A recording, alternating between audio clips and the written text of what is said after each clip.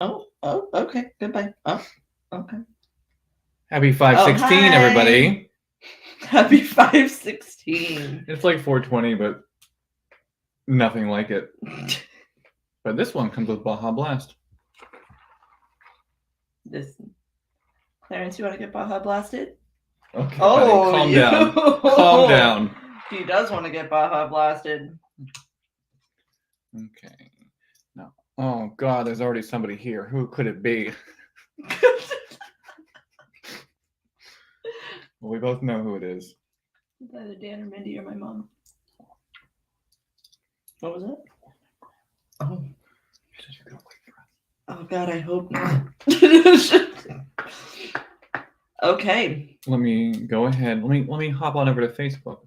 Let me make sure this isn't broadcasting on my own Facebook, because whenever I had to log back into this, it said your Facebook has been disconnected. Oh. And I said, I don't know what you're talking about. Who?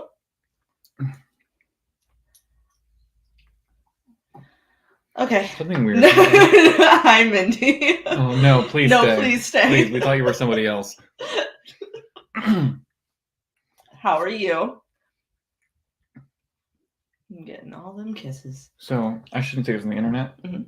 but my Facebook just let me log into it for the second time. I did it on my phone 2 days ago, and I have a code generator, so it shouldn't let me log into anything, and I need to fix it now. Oh. Hi, cybersecurity. Encryption. Okay. Yeah. Hi. This better not play any sound. Oh, wait. It'll happen in a second. There you go. Now we know how long the delay is. Too long. I actually did not know that. Me neither, and I looked it up yesterday. Sad. Hey, Welcome. Erica. Hello. I need a... How do I edit this?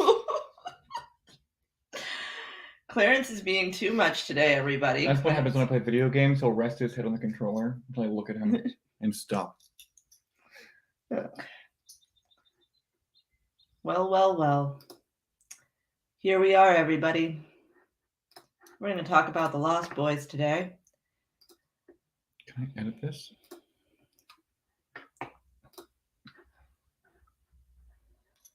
I have 1,000 people who can't see any of my posts. Do you know that? Oh, I like that. And I'm going to add one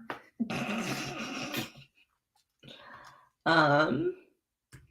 Erica, I've never seen Lost Boys. A friend showed me the scene with the rice, and it basically cemented that I'm never watching this feeling. It's like the only bad thing that happens. No, there's a worm. Yeah, but that's like that food scene is like the only thing that's like gross, really. Okay, what about the bathtub scene? 80s gross. I wouldn't say that it's very, I don't know. I guess it's 80s gross. I didn't feel... 16 people. I have 16 people shadow banned on my Facebook. I love that. Or you couldn't just go out and block them, but... All right. If you've never seen me post anything, now you know why. So here's my issue. Yeah, like what's up with that? Like he goes right for the skull. Yeah. Now, I don't have many teeth left. But you know what I wouldn't do? Is bite a cranium. The blood like usually lives in like the veins and arteries. Yeah, that's usually what vampires go for, yeah. However, not these ones. No. Because 2 of them bite a head. They do. They go straight for the head. Now, I've named none of these vampires. One is named Alex Winter. I know David. The other one is a long-haired guy that isn't Alex Winter. Which one has the curly hair? Long-haired guy that isn't Alex Winter and Alex Winter. Okay, I have curly-haired mullet and non-curly-haired mullet. Yeah. Curly-haired mullet, that's Alex Winter. Yeah. Now, who is the brunette heartthrob? Jason Patric. No. We know Jason Patric went the vampire. Oh, I wasn't paying attention because usually Jason Patric was on the screen at the same time. I know. Yeah. And like I'm not usually one for pretty boys, but like Jason Patrick. That scene where he gets all sweaty and he's running inside. Okay. What are we talking about? The movie The Lost Boys and Jason Patrick. And yes, David is Kiefer Sutherland. Remember him from the movie Mirrors? I hated that movie. I saw it in theater for some reason. I did too, and I disliked it very much. But hey, we were all young once. What else has Kiefer Sutherland been in? What was 24? 24 was a big deal. How I Met Your Grandparents. No, it's not. Okay. Okay. All right. I love that you always try to hide the fact that you're vaping.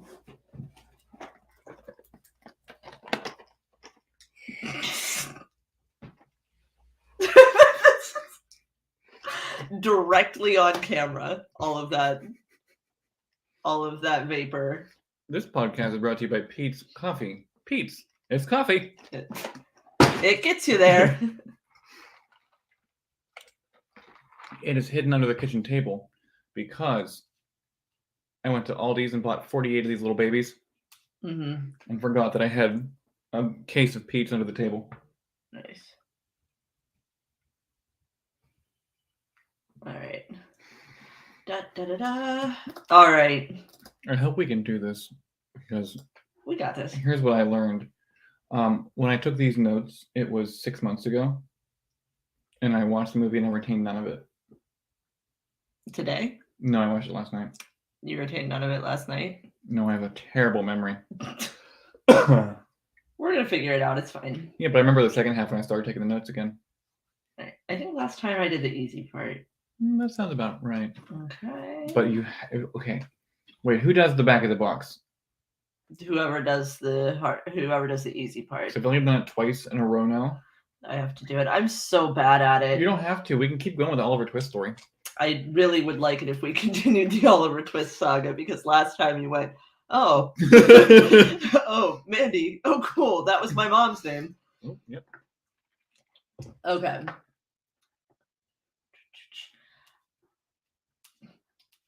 All right.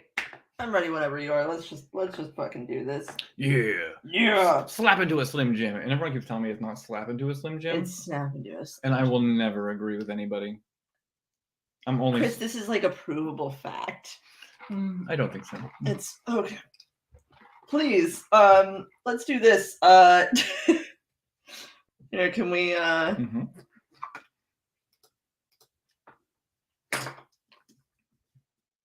Okay.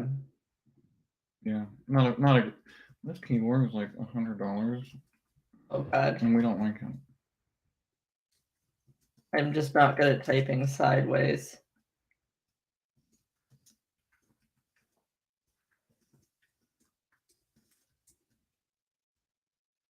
I'm sorry, guys. I'm typing something. Or is it me?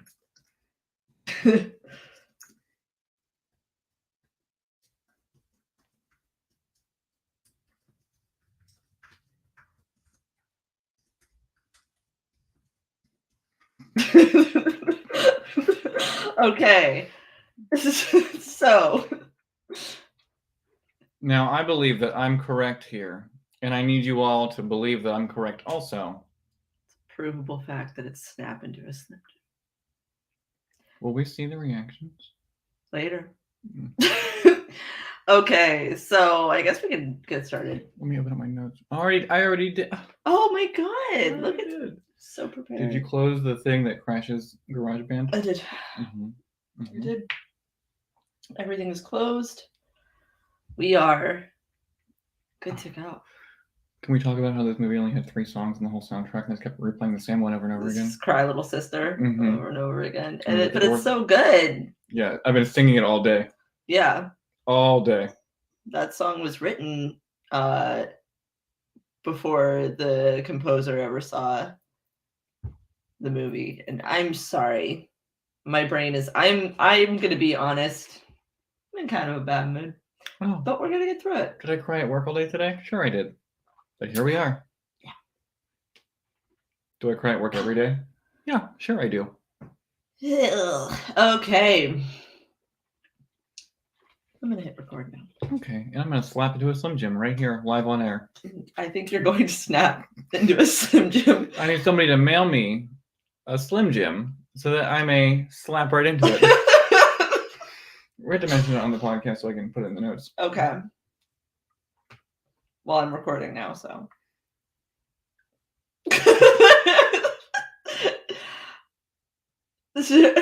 Oh, I hate children. Sorry. Even teenagers? Do you hate teenagers? Okay, I prefer teenagers less than children. So it goes adults, children, teenagers. Okay. Mm-hmm. All right. 3, 2, 1. Slap into a Slim Jim. Welcome to Idiot's Guide to Horror. Counteracting the toxic culture surrounding horror fandom and breaking down your favorite horror movies. With you, as always, your host, Kara Edgar Frog Popovich, here to remind you that it is snap into a Slim Jim. And Christopher Allen Frog Haberman reminding you to slap into that Slim Jim. So everybody turn off the lights, grab your baby oil and saxophones. I didn't read this first. Let's get ready to dissect The Lost Boys, 1987, directed by Joel Schumacher. I figured, I know there were lots of directions I could go, but let's be honest. I think about the saxophone guy at least once a day. Yeah, like he plays such a vital role in this movie, and we never learn anything about him. Right. Because I think that he was just kind of there, Mm-hmm. and they were like, okay, oiled up man with a saxophone. Yeah, let's do this. Mm-hmm. But like, I'm never not thinking about him. Mm-hmm. I hope he's doing well. Him and I'll Make a Man Out of You by Mulan are always in my head. Don't even get me started. I love Mulan so much. Anyway, I'm not going to get started because I will talk about it. Mulan? Oh, a lot. Mm-hmm. A lot. Be a man. So you can watch The Lost Boys on Netflix right now until March 31st, which it reminded me of like 85 times while I was watching it. Oh. See, I had to watch it on... Unfortunately, I own this movie on DVD, and then we were going to do this movie a couple months ago, and instead of walking downstairs to put the DVD in the DVD player, I bought it on Apple TV so that I could watch it in bed. So I own it twice, and then my boyfriend moved in last week and brought his copy of The Lost Boys with him. So you're just a house full of Lost Boys DVDs right now. Mm-hmm. I think that I have it on DVD. All of my DVDs are in boxes right now, but this was the first horror movie I ever saw. When I was 12. This is a true story, and I'm just going to admit this, to a bunch of whoever. When I was a 12-year-old person, I had a crush on Corey Feldman, which was way later than people who were actually alive at the time that it was appropriate to have a crush on Corey Feldman had a crush on Corey Feldman. Mm-hmm, mm-hmm. And so I needed to see everything that he was in. And so... Was he your Jonathan Taylor Thomas? Yeah, he was. Him and Daniel Radcliffe. Mm-hmm. Both, I would say, shared that title. Although Jonathan Taylor Thomas was also popular in our household.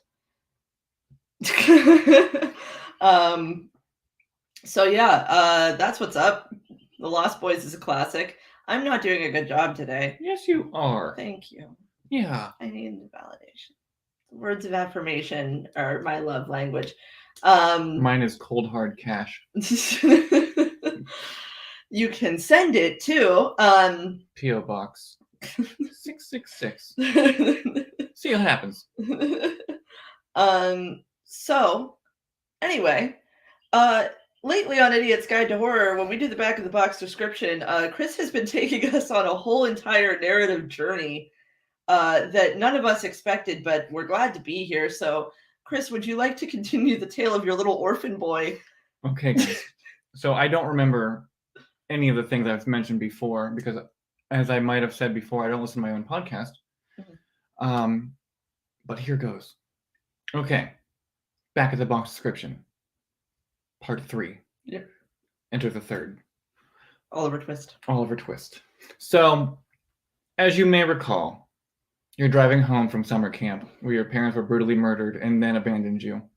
Or abandoned you and then were brutally murdered. I think that they abandoned you and then they were brutally murdered. So you're driving home. You're on your way home, now abandoned, probably hitchhiking down the lonely 910.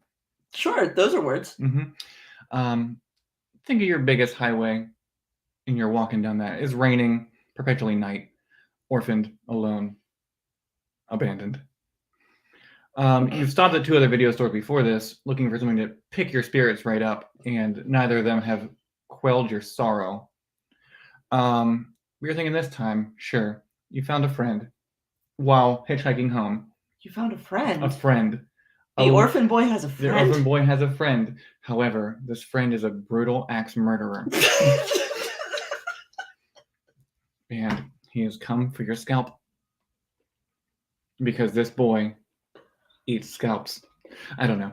So anyway, you two, before you are brutally murdered by the scalp-eating axe boy, wander into a Blockbuster again, and you ask to see something lighthearted that will lift your spirits. Mm-hmm. The clerk tells you, "Hey buddy, that's not my job. I'm just here to ring up the movies. Go look around." So you're going to look around, and you find this one. Cool cover, sure. Mm-hmm. You flip it over. It also says The Lost Boys in the front. Did I mention that? You did not, but now we know. Now you know. Mm-hmm. You flip it over, and it says, "A mother and her 2 teenage sons." And you're like, wow, 2 weeks ago I had a mother.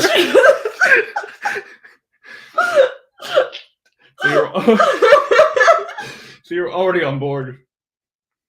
And her 2 teenage sons, you had a teenage brother. We don't know what happened to him. We haven't seen him since. But maybe he's still out there.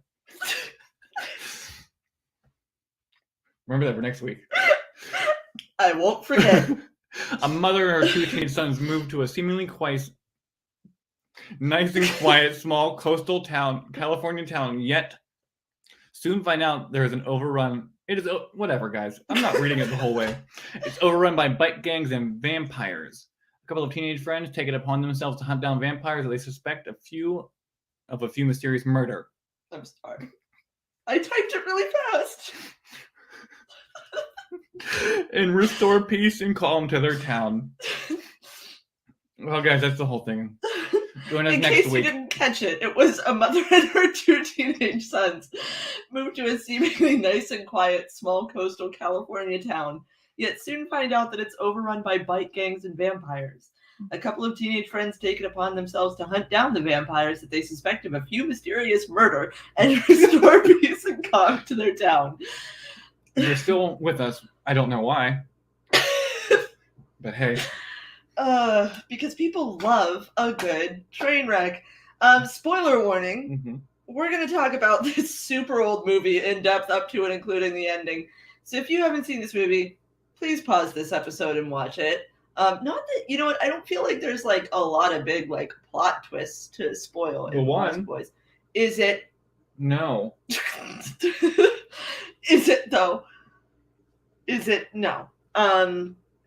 So also I would like to play a game called What is this an allegory for? Because it was the 80s. Mm-hmm. So it could either be an allegory for addiction or it could be an allegory for shirtless saxophone players. Mm-hmm. And gay. Gay. Yeah. Yeah. Yeah, that one. Yeah, pretty gay. Mm-hmm. I hadn't seen this movie since I was like a younger teenager, and I guess this was the first time that I realized just how I was sitting there like, wow, gay. Wow, very, mm-hmm. Yeah, that's gay. Yeah. I don't know, discuss amongst yourselves. I'm sorry. Yeah. Like, David and Michael almost kissed like 100 times. Like, the entire movie is mm-hmm. the prelude to the kiss. We never get it. But spoiler. It's the drum roll the entire time. There's a lot of tension, and we're led to believe that it is because of Star, but it is not because of Star. Was Joel Schumacher very gay? I'd have to Google. But we still don't know who played Robin, so who knows if we ever will. We were discussing before we came on. We were discussing before we came on. I was looking up to see whether or not Joel Schumacher was gay, so I got lost. Before we came on, we were discussing if we can get somebody from Batman to incorrectly pronounce our name at our birthday party, but everybody's dead, but we don't know who played Robin, and we refuse to look it up. Because, Adam West and Martha Kitt are apparently no longer with us. All I can see on Joel Schumacher's personal life section on Wikipedia, which is, if you look up anybody on Wikipedia, please tell me if you are looking up for any other reason other than personal life to find out whether or not they're gay. What do you people look up? What are you doing? Yeah, because why I've are only you ever using looked Wikipedia? personal life to see if this person's homosexual. Yeah. But we're kind of given like crumbs here. Mm-hmm. Schumacher described himself as quote unquote extremely promiscuous, saying in a 2019 interview that he became sexually active at age 11 and estimating that he had sex with between 10,000 and 20,000 men over the course of his life. Yes. Okay. Extremely gay. Yes. How did he die? He had cancer. Yes. But anyway, yeah. The more you know. So yeah, maybe this movie is just a big old gay. Because you couldn't be gay in the 80s. No, that was not allowed. That's what Freddy 2 is all. That's what Nightmare on Elm Street 2 is all about. Mm-hmm. It's about being afraid of, Virginia Woolf. It was all about two gay men.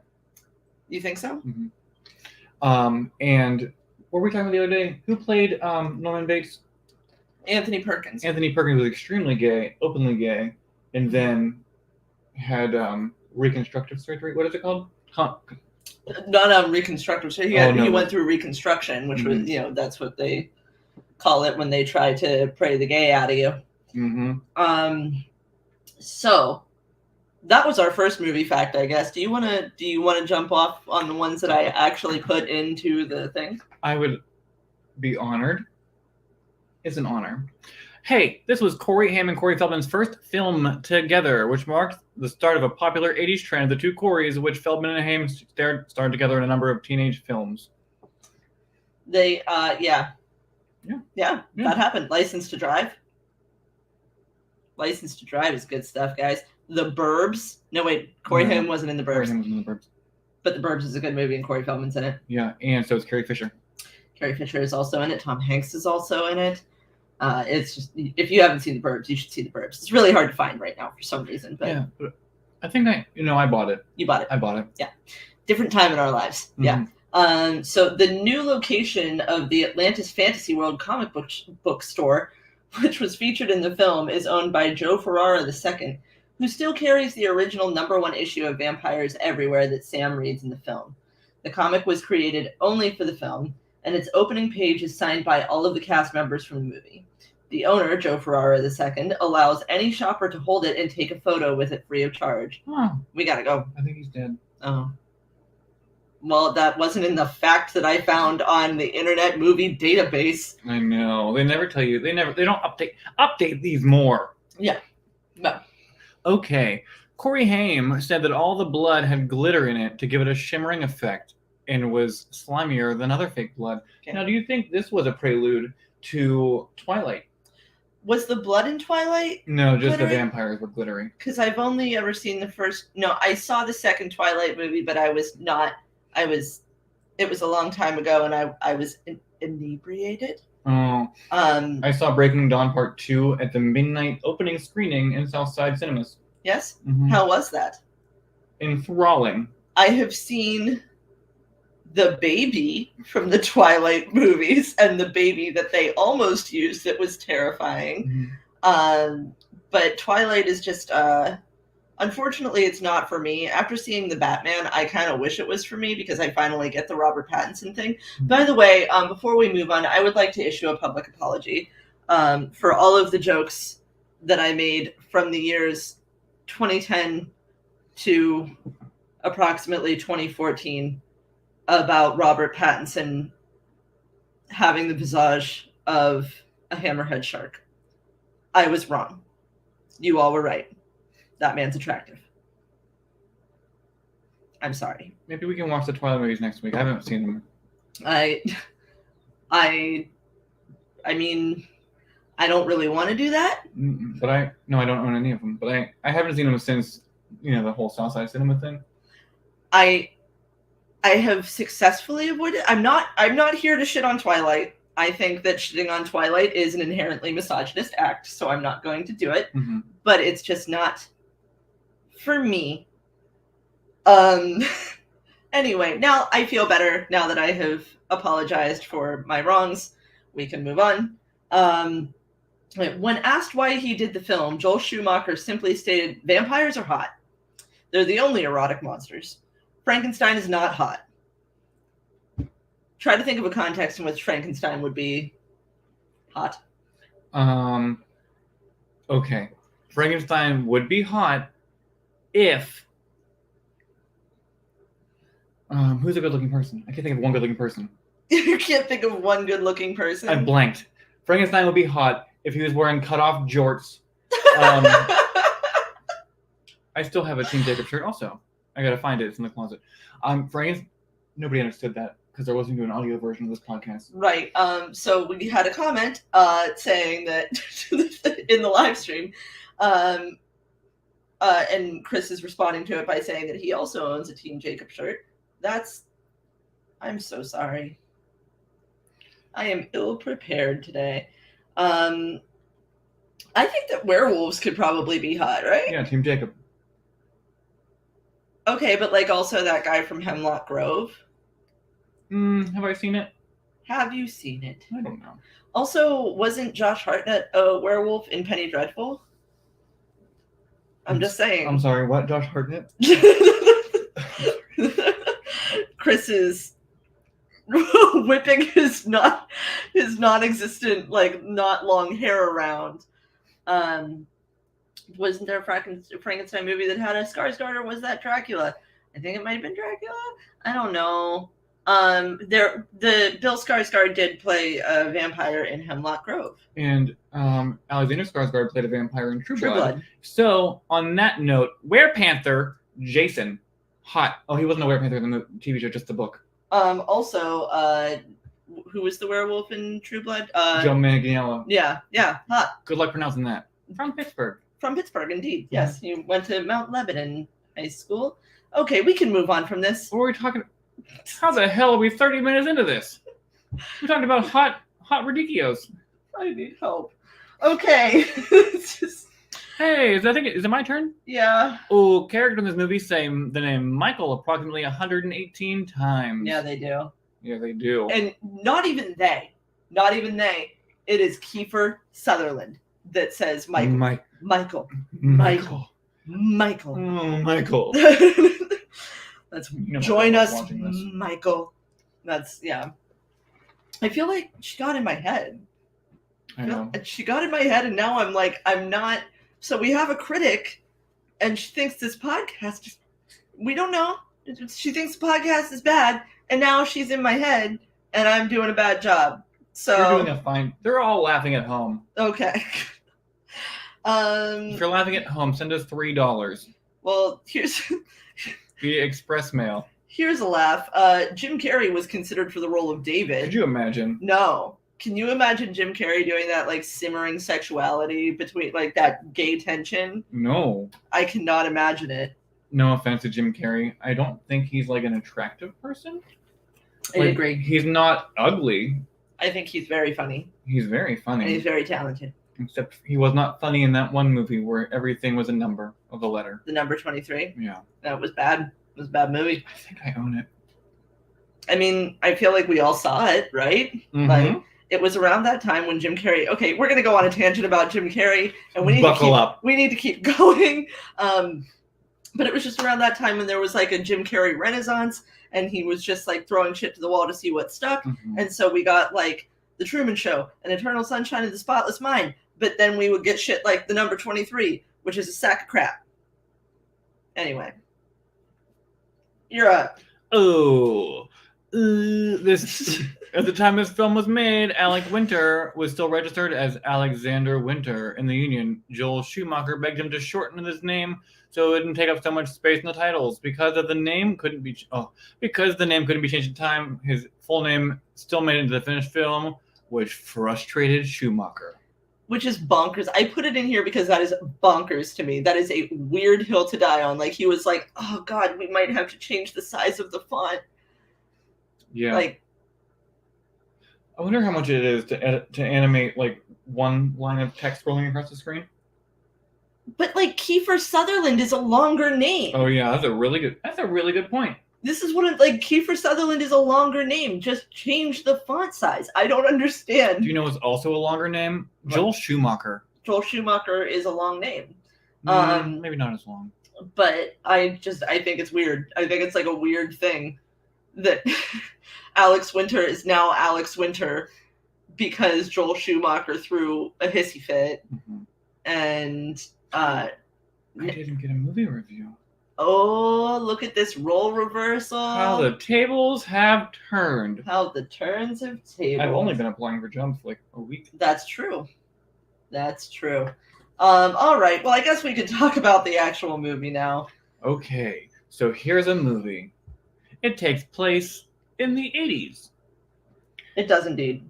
There are 2 children and a mother drive into Santa Carla. Carla. Santa Clara. Santa. Santa, can you hear me? The North Pole. Mm-hmm. And, we get a bunch of shots of alternative children doing alternative children things. Yes, because, well, there's 2 opens to this movie, right? Because there's like the panning over of the ocean while they play Cry Little Sister. For this, that was good. It's the first time they play it, but not the last. I'm sorry, I got distracted by a comment about Diane Wiest. We love Diane Wiest. Yeah, so they're they do that, and then we get like this family in a car, and they're trying to choose what to play on the radio, and then they start playing this cover of People Are Strange, and it's being covered by Echo and the Bunnymen. Which is the only way I would listen to the Doors. I'm not going to anger anybody here right now, but I'm not like a big Doors fan. I really do. If you work with me and you ever played your music out loud in like a portable speaker and it was the Doors, you know that I've told you to turn it right off. So yeah. So yeah, they play People Are Strange, and then there's just like a montage of alternative looking youths on what is actually a boardwalk in Santa Cruz, which most of this movie was filmed in Santa Cruz. But for some reason they decided to rename it as the fictional town of Santa Carla, California. Which is apparently the murder capital of the world.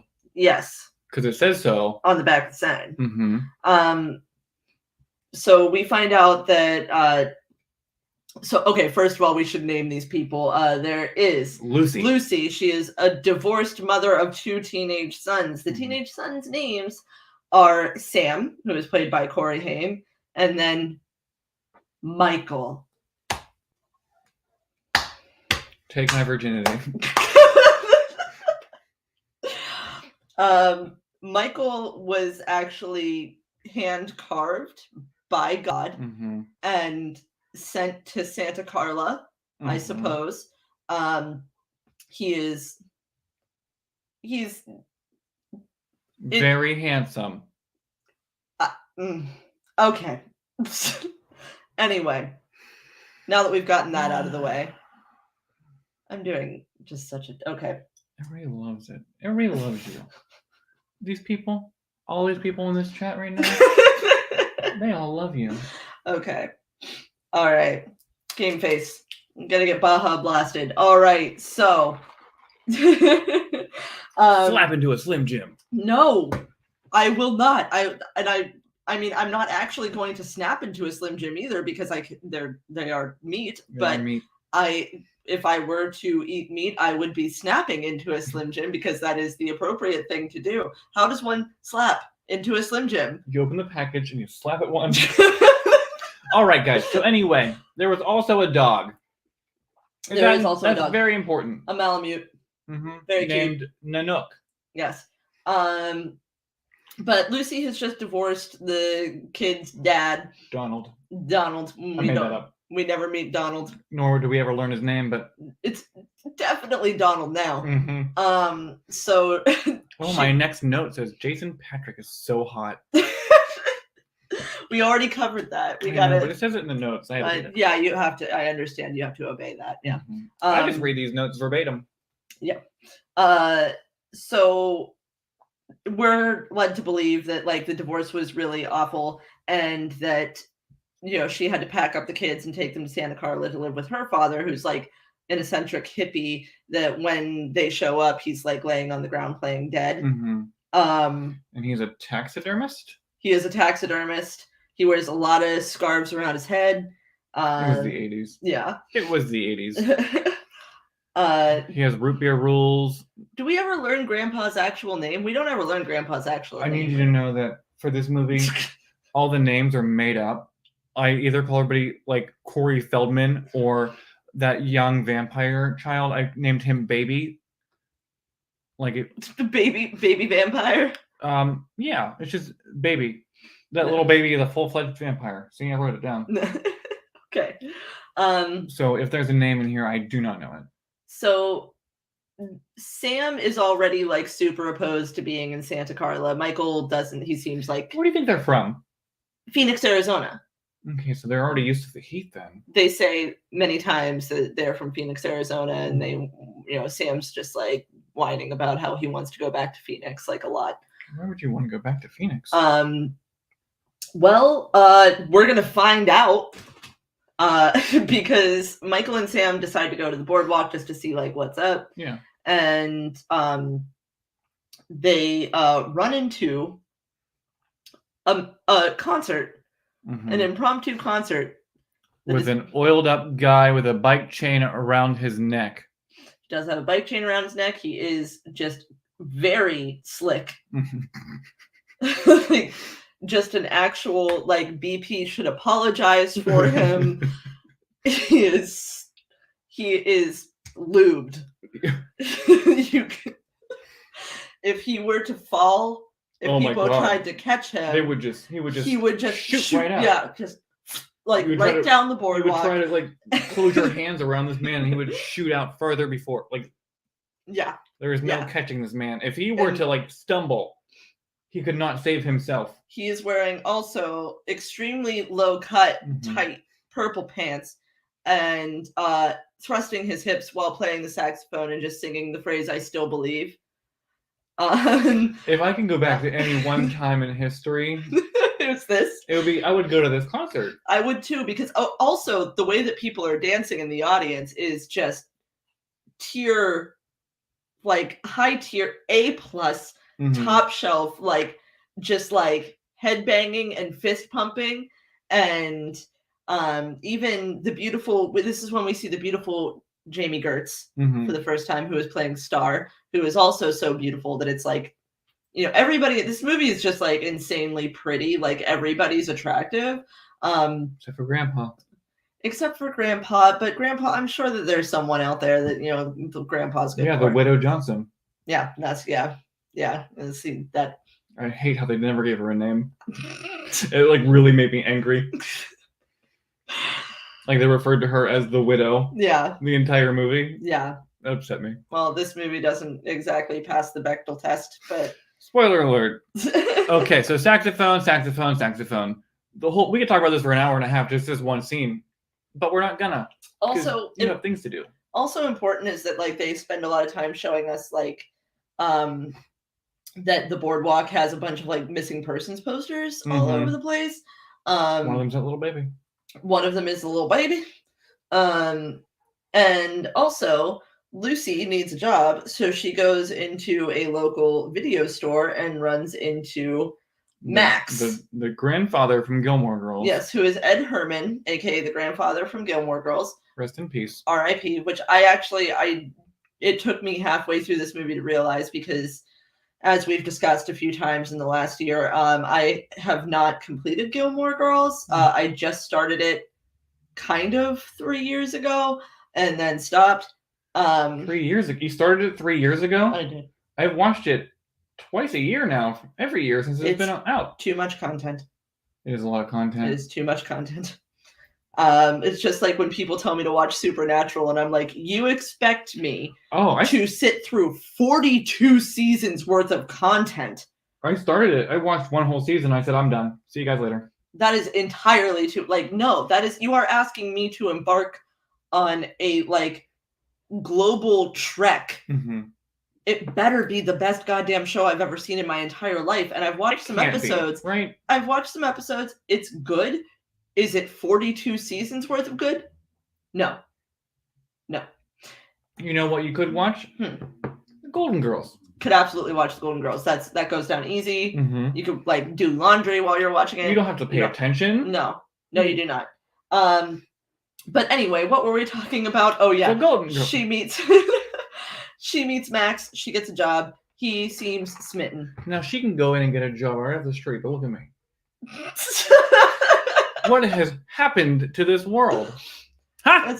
I do have to say that if Diane Wiest walked up to me and she was like, "I need a job," like, I would be like, I'd be like, I will literally pay you to just tell me stories. Yeah. Could you pretend to be my mother? You're adorable. Can you, like, I'll be Kim Boggs and you just make me a dress and I'll go around outside and dance. It's fair. It's absolutely fair. So I understand why right off the street she's like, "Yes, I need a job," and he's like, "Here's your job." Mm-hmm. But also it gets a little weird, but we'll get to that. I have questions now, but I can't ask them till the end. Right. Yeah, Michael sees Star for the first time at the concert. They, like, make eye contact, and they're like, she just keeps, like, awkwardly kind of half dancing. I know she does, like, a lot of, like like, a lot of shoulder, and then she works them shoulders. Yes, yeah. Maybe gives a little hair, but she looks insane. Like, she looks absolutely amazing. And then she gets on the back of a bike with a mulleted man, bleach blonde mulleted man, who is Kiefer Sutherland, who we find out is David, and he is the leader of a young biker gang. Mm-hmm. And there's 4 of them, and they're all so cool. And I already told Chris that this is how we're dressing this summer, so he better get ready. I'm growing off the mullet. You can't tell yet. But doesn't it strike anyone as odd as there's a baby on the back of that motorcycle? I mean, I guess not, which is weird because there's literally missing person posters of this baby. Yeah. That is just, like, being taken away on the back of this motorcycle. And for those of you who have not seen this movie, when referring to this baby, it's actually like a 10-year-old. I would say he's like 5. I don't know the youth ages, but he's old enough to not wear diapers. Diapers. I hate how it's spelled. Diapers? Diapers. Diapers. Diapers. Okay. I'm putting that. It's going in the show notes. We're moving on. So anyway, Sam's at a local. God damn it! Sam's at a local comic book store, and there are 2 young teenagers perhaps working there or just hanging out there. I don't know. Really, there's no way to tell. But one of them is Corey Feldman in what someday I will finally do this Halloween costume, because Edgar Frog is just prime Halloween content. It wouldn't be that hard. It wouldn't be hard. It's literally just a tight t-shirt, a weird red headband tied at the back, and just, like, push the hair off to the side. Yeah. Yeah. Make that voice. Yes. I don't know if I can do. I mean, my voice is pretty low as is, so. Yeah. He really committed to that voice the entire time, too. I didn't like it. You didn't like the voice? It got grating, towards the end of this 97-minute long movie. Well, Sam's walking around the comic book store, and Edgar and Alan Frog are, like, kind of tailing him and being like, they keep calling him, like, pedestrian, and then he wows them by saying that he's looking for a Batman number 14, and they're like, what? Because it's just so unbelievable that he would know what a rare comic book was. And then they're like, here, man, read this. And it's a comic book that just says vampires everywhere. And he's like, I don't like horror comics. And they just keep pushing it on him. So they feel like they're warning him, like they, like, respect him. He has gained their respect by knowing about Batman number 14 and telling them, like, why they shouldn't keep their Superman comics in the place that they have their Superman comics. And so Corey Haim's kind of dumb, so he doesn't, like, pick up on this. No, yeah, he's like, no, he's really trying hard to look really cool. Yeah. Which is why he goes right back there the next morning as soon as he wakes up. But anyway, some some children are in a convertible. No, it's just a regular car for now. But then it gets turned into a convertible. Yeah, it's a regular car, and the girl is like reading a comic book and laughing, and there's some guy just like sucking on her neck. Yeah. And then like the hood of the car gets ripped off, and we don't see who rips off the hood of the car. We just get an aerial view of the hood of the car getting ripped off, and this, like somebody like attacking from above, and we get their POV, but we don't see who it is. I wonder who it is. There's really no way to tell. Could it be anybody on the poster of this movie? Maybe. But anyway, we'll get back to that eventually, because Sam goes right back to the comic book shop the next morning, and oh god, Corey Feldman. I mean, Sam, what's his name? Pongo. Pongo. Who's Pongo? There's somebody named Pongo, right? Who's Pongo? Pongo with a bandana. Edgar? Oh yeah. Pongo? Yeah, Pongo is an Angolian singer. Oh, okay. I didn't know that before this. I was going to say, you literally just looked up Pongo and somehow managed to attribute that to Edgar Frog, who we just talked about at length. But anyway, Sam goes back to the comic book shop the next morning because he didn't buy anything last night, so he's back already. Maybe for a second free comic? I don't know. Maybe. But Pongo and his brother keep talking about vampires. However, Edgar and other Edgar, whichever one I was in the beginning of this movie, at the beginning of the script, they are wearing the same exact outfits. Yes, they are. They will not change clothes. It's like me at work every day. Blah, blah, blah. He's dedicated to truth, justice, and the American way. I don't know. He gives them a comic book, his number's in the bag, and pray that you never need to call us. Yeah, because they fancy themselves vampire hunters, right? Do you think they have, gotten any vampire kills? No, they make that pretty clear later on. Yeah. But Michael, meanwhile, is back on the boardwalk, and he finds Star, and he starts, kind of, Ooh, pierce my ear. That's it. Oh, God. Nobody's listening anymore. You know that?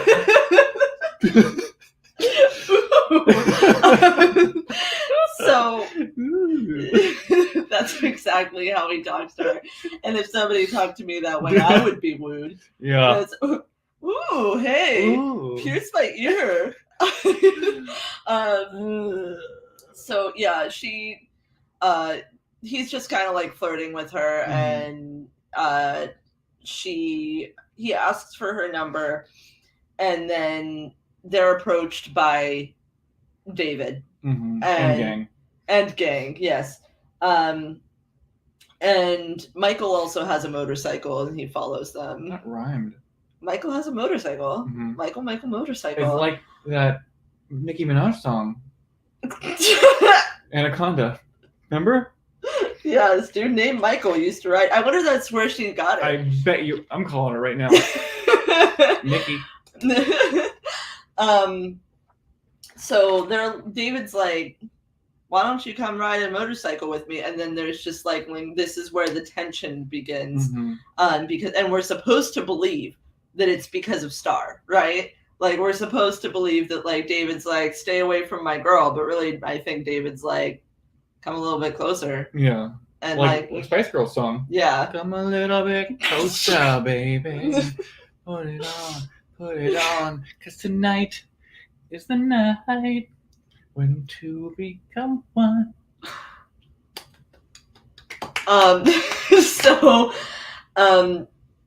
They take him to the edge of the cliff, and he almost goes over it. He gets really mad, and he slaps David. Yeah. And he earns David's respect when he wigs out on him. So they take him to their underground hangout, which is a hotel that was sunken into the side of a cliff after the big one hit in 1906. That's a long time ago. Yeah. They are eating Chinese food, and they keep using their magic powers to Is that what this is? Yeah. Because I had no idea. Yeah, they're making, how, what did they call it in True Blood? what did they call glamoring Mhm. or something like Yeah, a glamour. that? Yeah. Or glimmering. I don't No, know. Silky could not be glamored.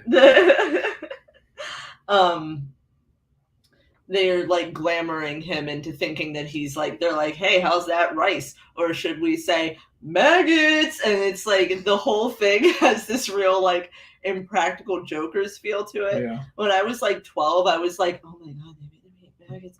And now, like, as a grown-ass adult, I was like, that's annoying. Like, that's corny. Mm-hmm. You're being corny right now. And they're like, oh, how about these noodles? Or are they worms? Like, yeah. just, yeah, not very cool. Like, I think today's vampires are better at it.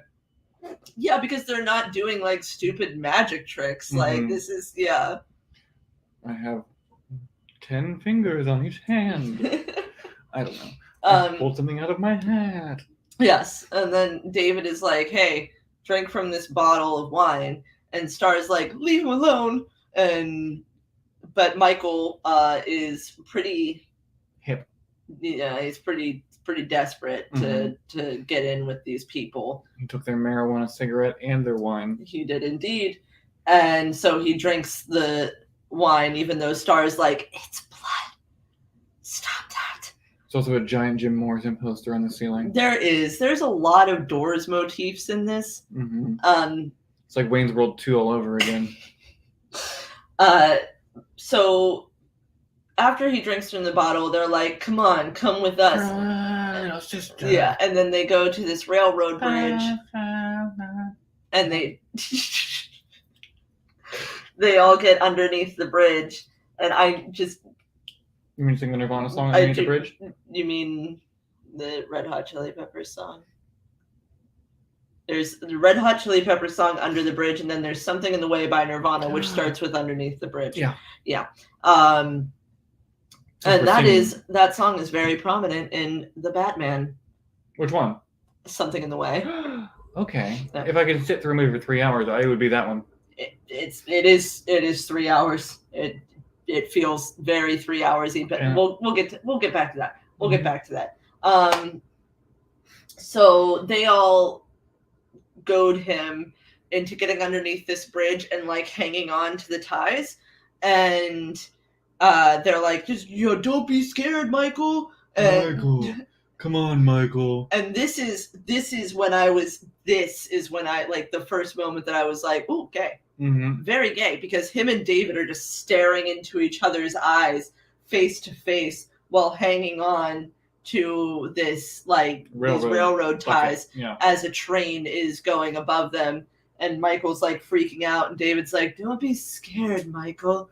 It's I'm running gay. But then they all start jumping or dropping or falling off. Mm-hmm. And here's where I get confused again. How's he wake up in his bed? He doesn't know. I don't know either. We're not supposed to know. Oh god, it's gonna keep me up at night. Yeah. So he doesn't know how he got there. But it is 2 p.m. It's 2 p.m. The sunlight's bothering him. So he, puts sunglasses on. Mom's not home. She, she says that she's been asked to go out to dinner with Max, the owner of the store, which, let's say you walk in off the street. Mm-hmm. This guy's like, do you want a job, girl? And then, you're like, yeah, I do. I could use the money. And then the next day he's like, how about you go to dinner with me too? No, thank you. Yeah, no fucking thank you, right? No, you shouldn't shit where you eat. But actually shouldn't date your boss. Who are you pointing at? Oh, they know who I'm pointing at. Anyway. Sorry, where were we? Oh, she's going out to dinner. So here's another really gay scene. Mm-hmm. It's Sam taking a bath. Yeah. Why is okay? I don't know. No, don't. So don't Michael says like, "Go take your bath." First of all, Sam is like 18 years old, or how old is he? He's definitely like too old to be like making like soap mohawks. Now. Okay. If you go through my previous Instagram photos, you will see me with like soap facial hair. It's different. That's pretty much it. I do a lot of soap facial hair, but I take a bath. Not right now. I have a leg tattoo to the ceiling. But do you actually bathe in a bath? This is my question. I do not use a bath for like actual bathing purposes. No, the you bath shower is before or after. after, 100% after, because you're just like sitting in your like your own soup, right? Yeah, and your CBD bath bomb. Yes. So you need to. Oh. It's a sneeze. Small. Some dogs can reverse sneeze. Yes. And it's just him sneezing, guys. He's fine. He's fine. He's just a little overweight. So yeah, he's taking a bath for the purposes of actually bathing. Yeah, it's like a really 80s thing to do, maybe. I don't know. With the radio so close. Yeah, it's you could just like knock that radio over. Maybe he tied it to the radiator. Maybe. But he's like singing, and yeah, it's very weird how long that scene is. Too long. It's very long. It goes on for quite a bit. They could have made this movie a tight 90 by taking that one scene out. For real. Mm-hmm. Absolutely, yeah. However, Michael starts to get like a hunger, and we don't mean Chipotle. But yeah, he starts to get a hunger, and he like is sort of like walking towards the door, looking like he can't really control himself. Brooding. Yeah, and when he opens the door, Sam's dog attacks. Mm-hmm. And Sam starts to realize, for some reason, just from his dog attacking Michael, that Michael is turning into a vampire. For some reason, I wrote down that when Michael opens the door, he looks at his brother with lust in his eyes. So there's that. I mean, it is. I guess that hunger like is a kind of lust. Yeah, bloodlust. I didn't mean like the way I read it just now. Yeah, hunger is a kind of lust. Anyway. Sam goes ahead, goes downstairs. He can't see it in his towel. Can't see his brother in the mirror. It's very see-through, like he's transparent. Like, yeah, semi-transparent. So he calls the number on the back of the comic book. Pongo? Edgar? Not Pongo. Edgar tells him to stake his brother, and he's like, whatever, because he said he wouldn't. Yeah.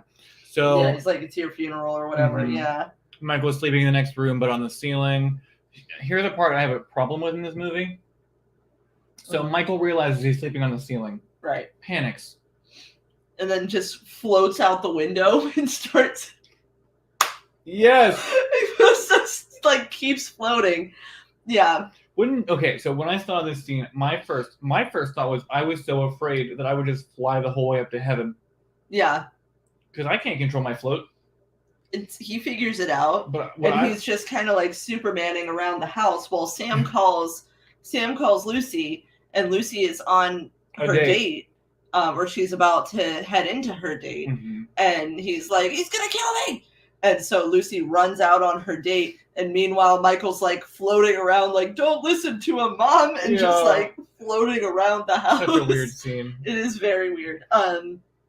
So Lucy shows back up, and Michael's like, we're going to fight this together, so, like, I need you to shut up and not tell Mom. Mm-hmm. So Lucy gets home, and Sam's like, I'm sorry, I read a horror comic, and it scared me. Really scary. Yeah, but he asks to sleep in her bed, and... He has a whole garlic necklace on. Yeah, he's got, like, a whole, like, garlic talisman thing going on, or, like, a lei. So the next day... this is when Michael starts to like. This is when he goes to talk to Star, right? Or does something happen in between? When Max gets home from his half of the date, we see Thorn. We see a scary kite, like a bat. The lights go out and the hooligans show up. Right. Don't remember that. Michael goes to the bunker. This is the same night because he sneaks out whenever they go to bed, like the mom and the Sam. Yeah, so he goes to get help from Star and be like, what am I? And like, what's happening to me? But she can't tell him, so they do sex. Yes, they do sex, indeed. And then Carla's sister plays it the third time. Yeah.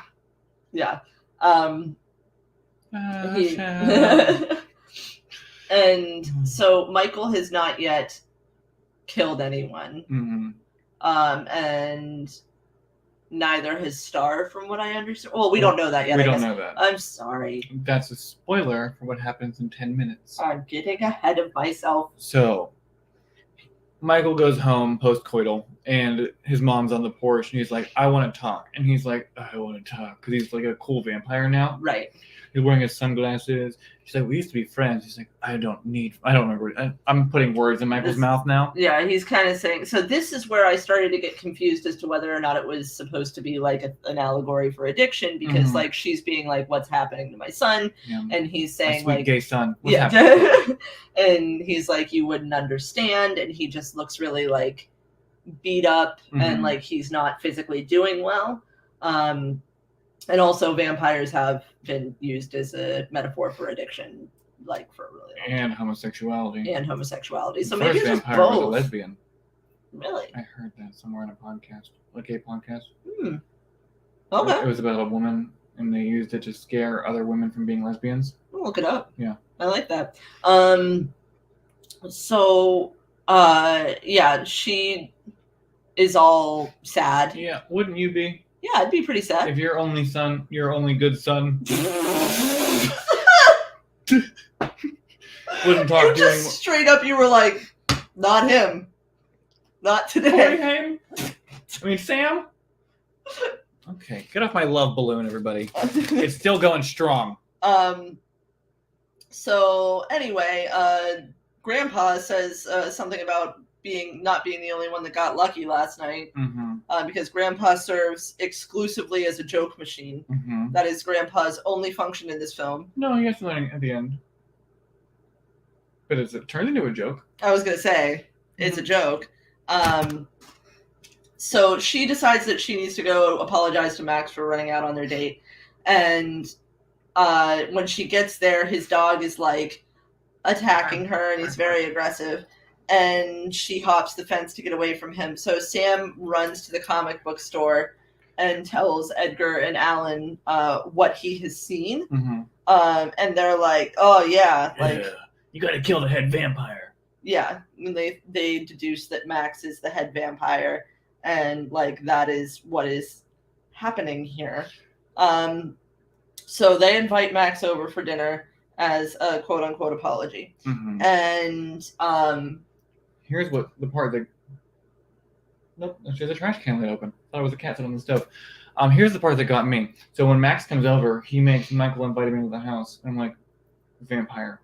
However, over the course of dinner, because Sam has also invited the Frog Brothers over. Right. So it's like a surprise apology tour.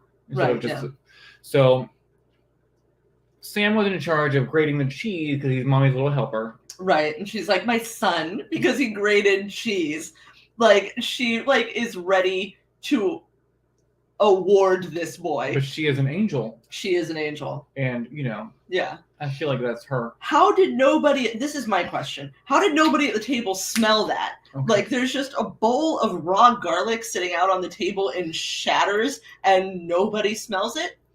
Even this dumbass Ed Herman, who takes a spoonful of it, starts putting it all over his food, and then he goes back for seconds and then bites it, and that's when he realizes, oh no, I'm eating raw garlic. Yeah. And then Pongo.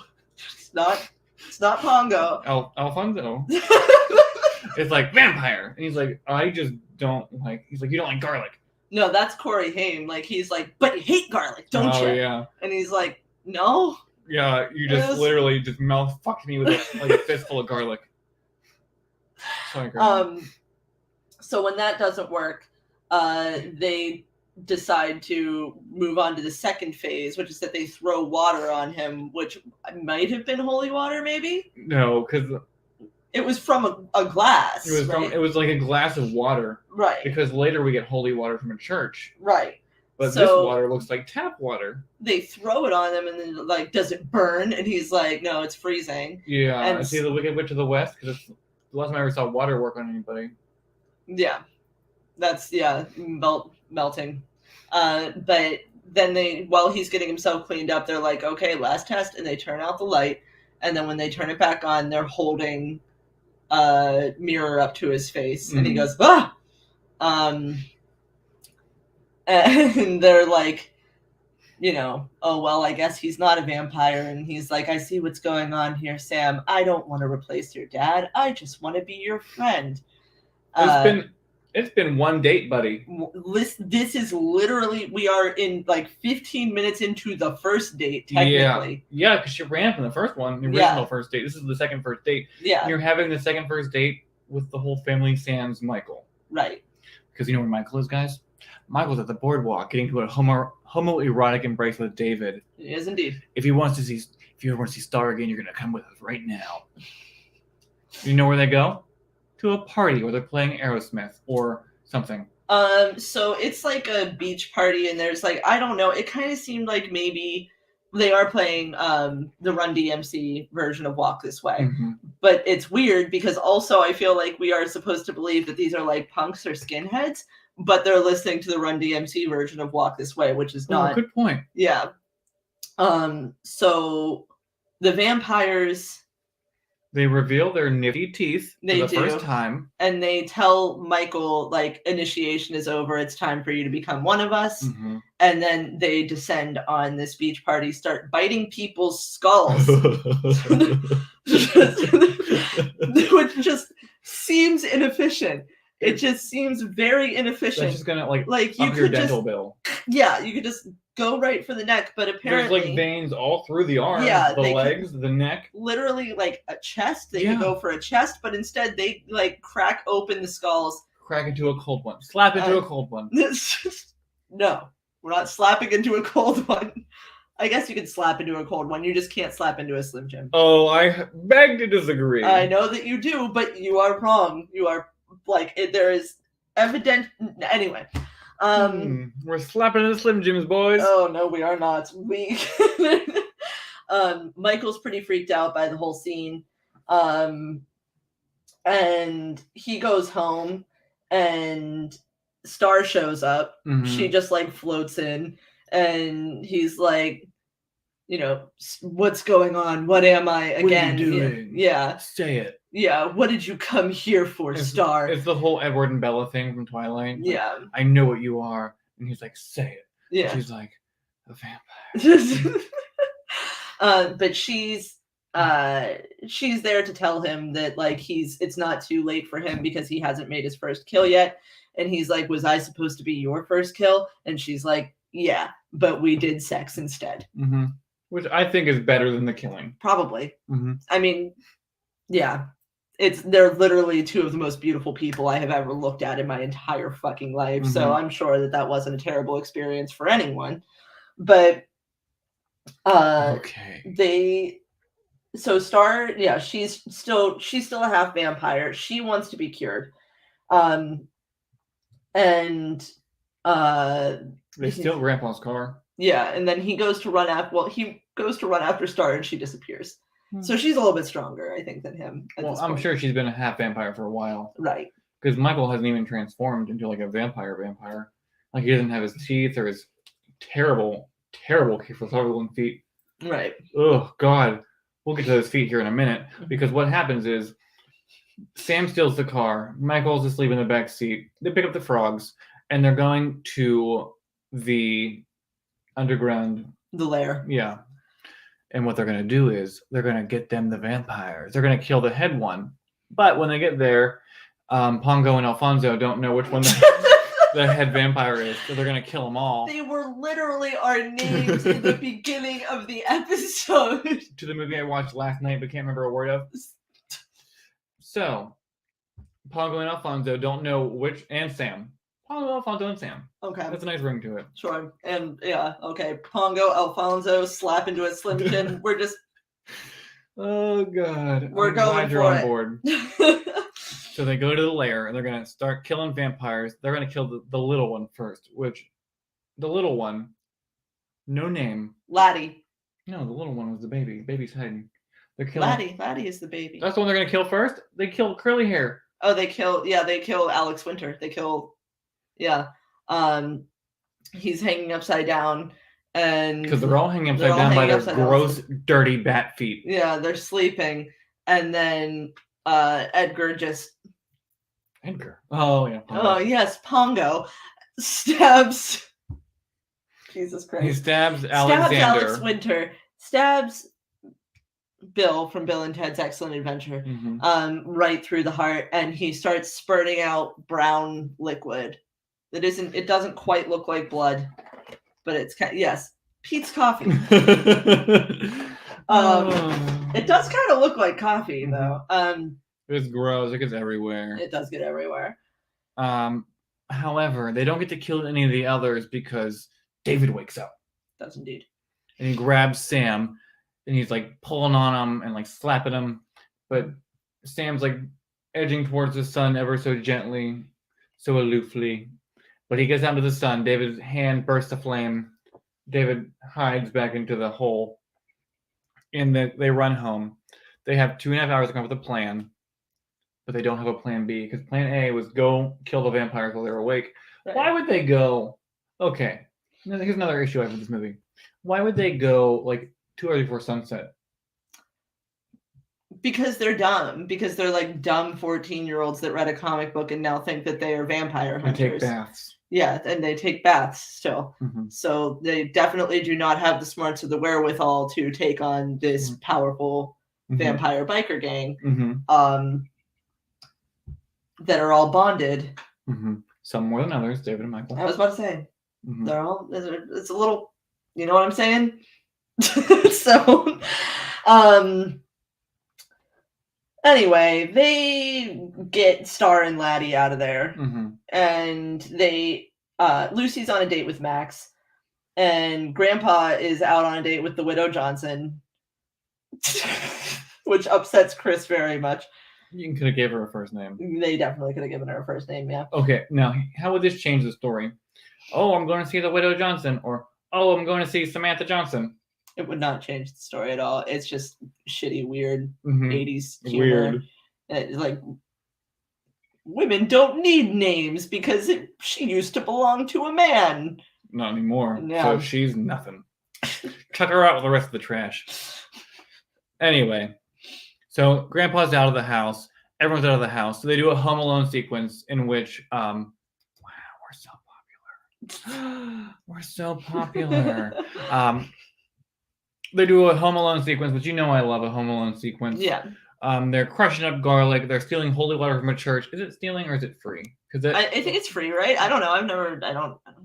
If you have any experience stealing holy water from a church, let me know if it's free or if it costs money because I'm going to need some. Yes, just in case. Just in case. Just in case. We just talk shit about vampires for like 2 hours. I know, and they're yeah. So they steal, like they interrupt a christening or something that involves a bathtub. Yeah, like a bathtub full of baby. Yeah.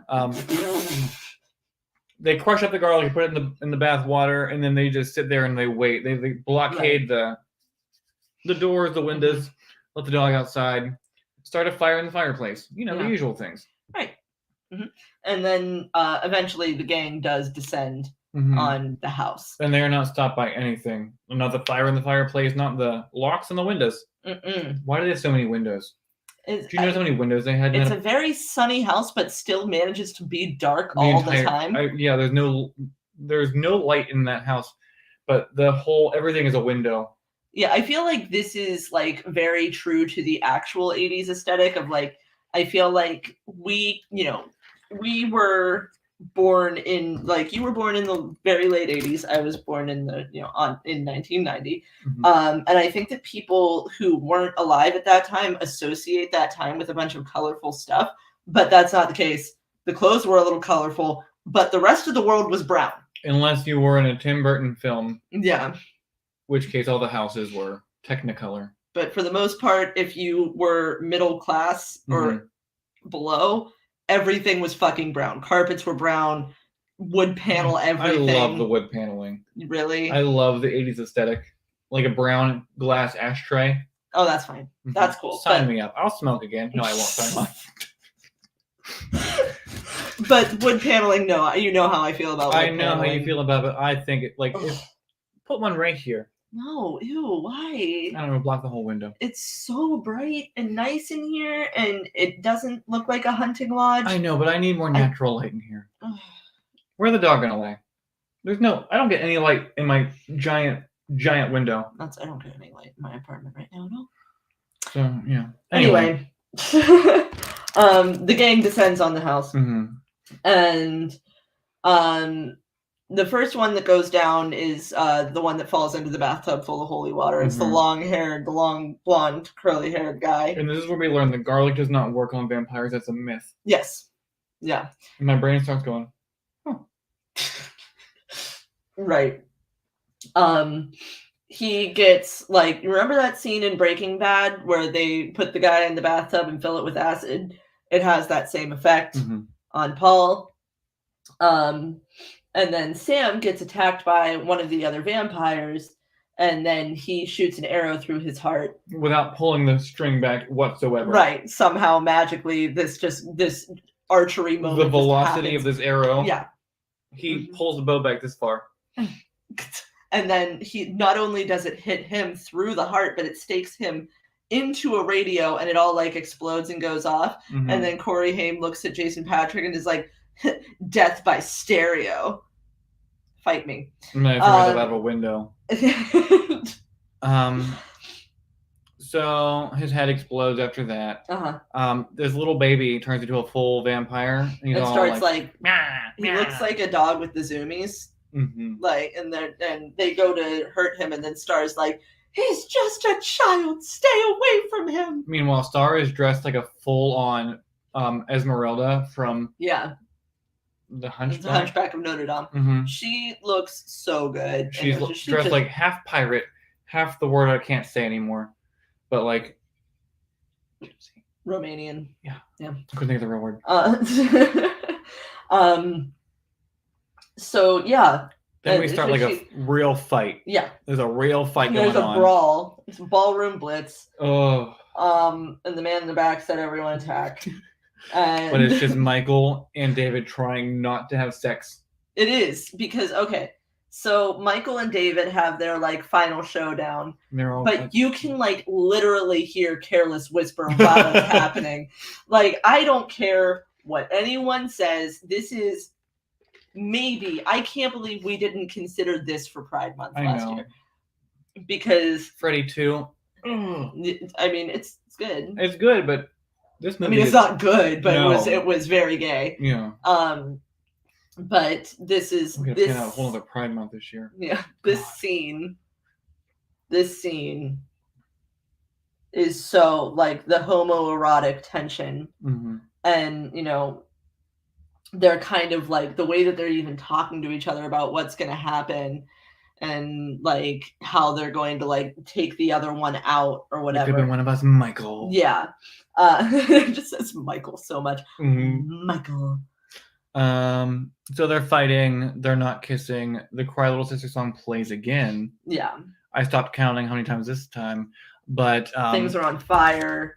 Unfortunately, during like a grappling hug, somebody gets impaled through the head of like an antelope. David, so like it looks like Michael is about to get impaled on the antlers of like this dead thing that Grandpa taxidermied, right? And then at the last minute, he okay, we are getting a note that the Roma actually have nothing to do with Romania. They actually originate in northern India. The name Romani came from their language, Romani. Thank you. Sorry, I apologize. So David dies. David is impaled on the antlers and dies. Michael's still a vampire, so we don't know what this means by this point. Right, because he didn't bite him. No, but that's not how they do it in this. Yeah, for some reason it's just if you kill someone, even if you don't use your teeth to do it, then that's what makes you a full vampire.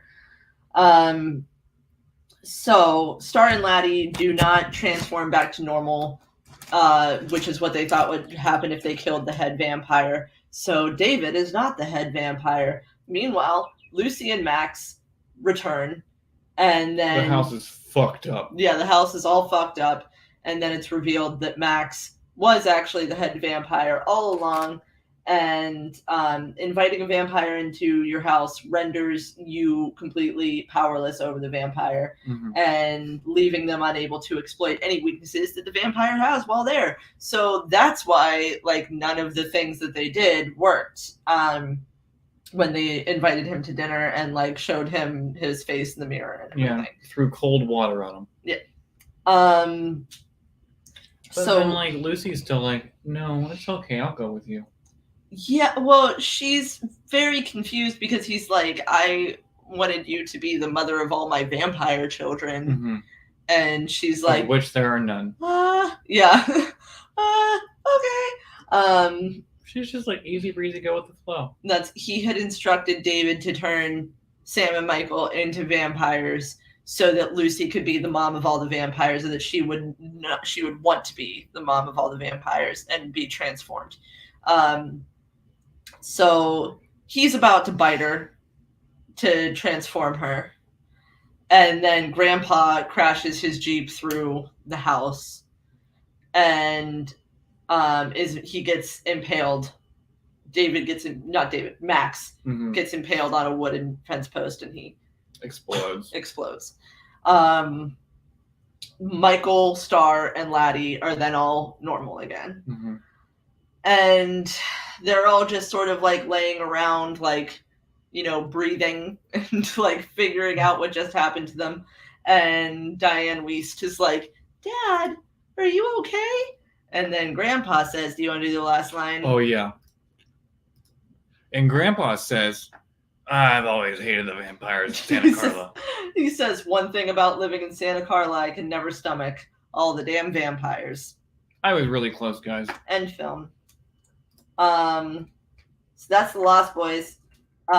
So I'll read my review that I picked from around the internet first, because for once I actually had mine prepared and Chris did not. So this is Letterboxd Beat Street. My review this week comes from Natty Nessie. She gave it 5 stars, and she said, The Lost Boys, where did they get lost? LMAO in each other's eyes? Honestly. So that's mine. You said I have one from Jay-Z. Wow, that's what it says.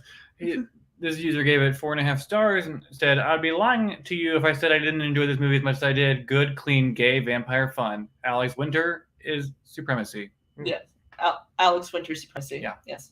I'm having a hard time reading today, everybody. I don't know if you've noticed, but yeah, I am.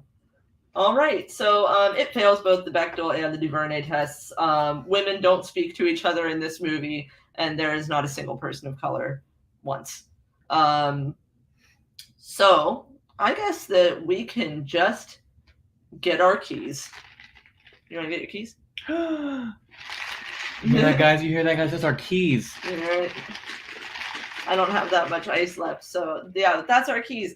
Every week on Idiot's Guide to Horror, we like to imagine that we have been given the keys to remake or reboot the film that we are talking about, and then we discuss what we would keep and what we would throw out the second that we got the chance. So this week, what was flawless for you, Chris? All right. Now, the title song, Cry Little Sister, is good. Yeah. I have not stopped singing it since I watched this movie last night. It's been in my head going on and on. The saxophone scene could have been the entire movie. Could have been the entire... I would watch 3 hours of that man singing I Still Believe over and over again. Not that even the rest of the words, because I know that there are other words, but all I want to hear is him just saying, I still believe. Yeah. Yeah.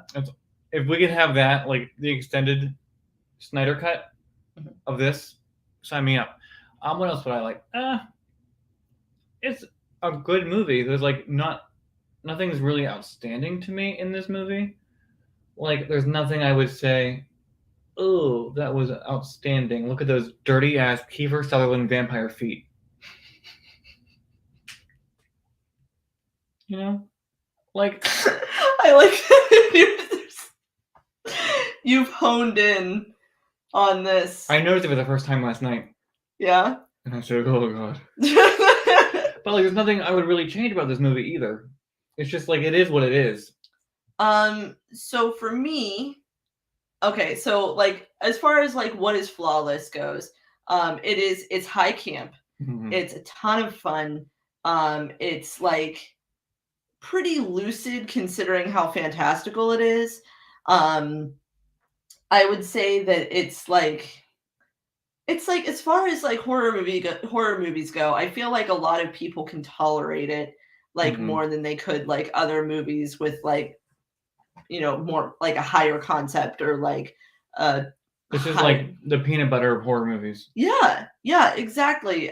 But like it's like peanut butter, it's like enjoyable and it's mostly for everyone except those who are allergic to peanuts. And in this Right. case, the peanuts are gay undertones. If I could change something, I really don't know what I would change about The Lost Boys. I think that I did this time, like the scene with the maggots and the worms.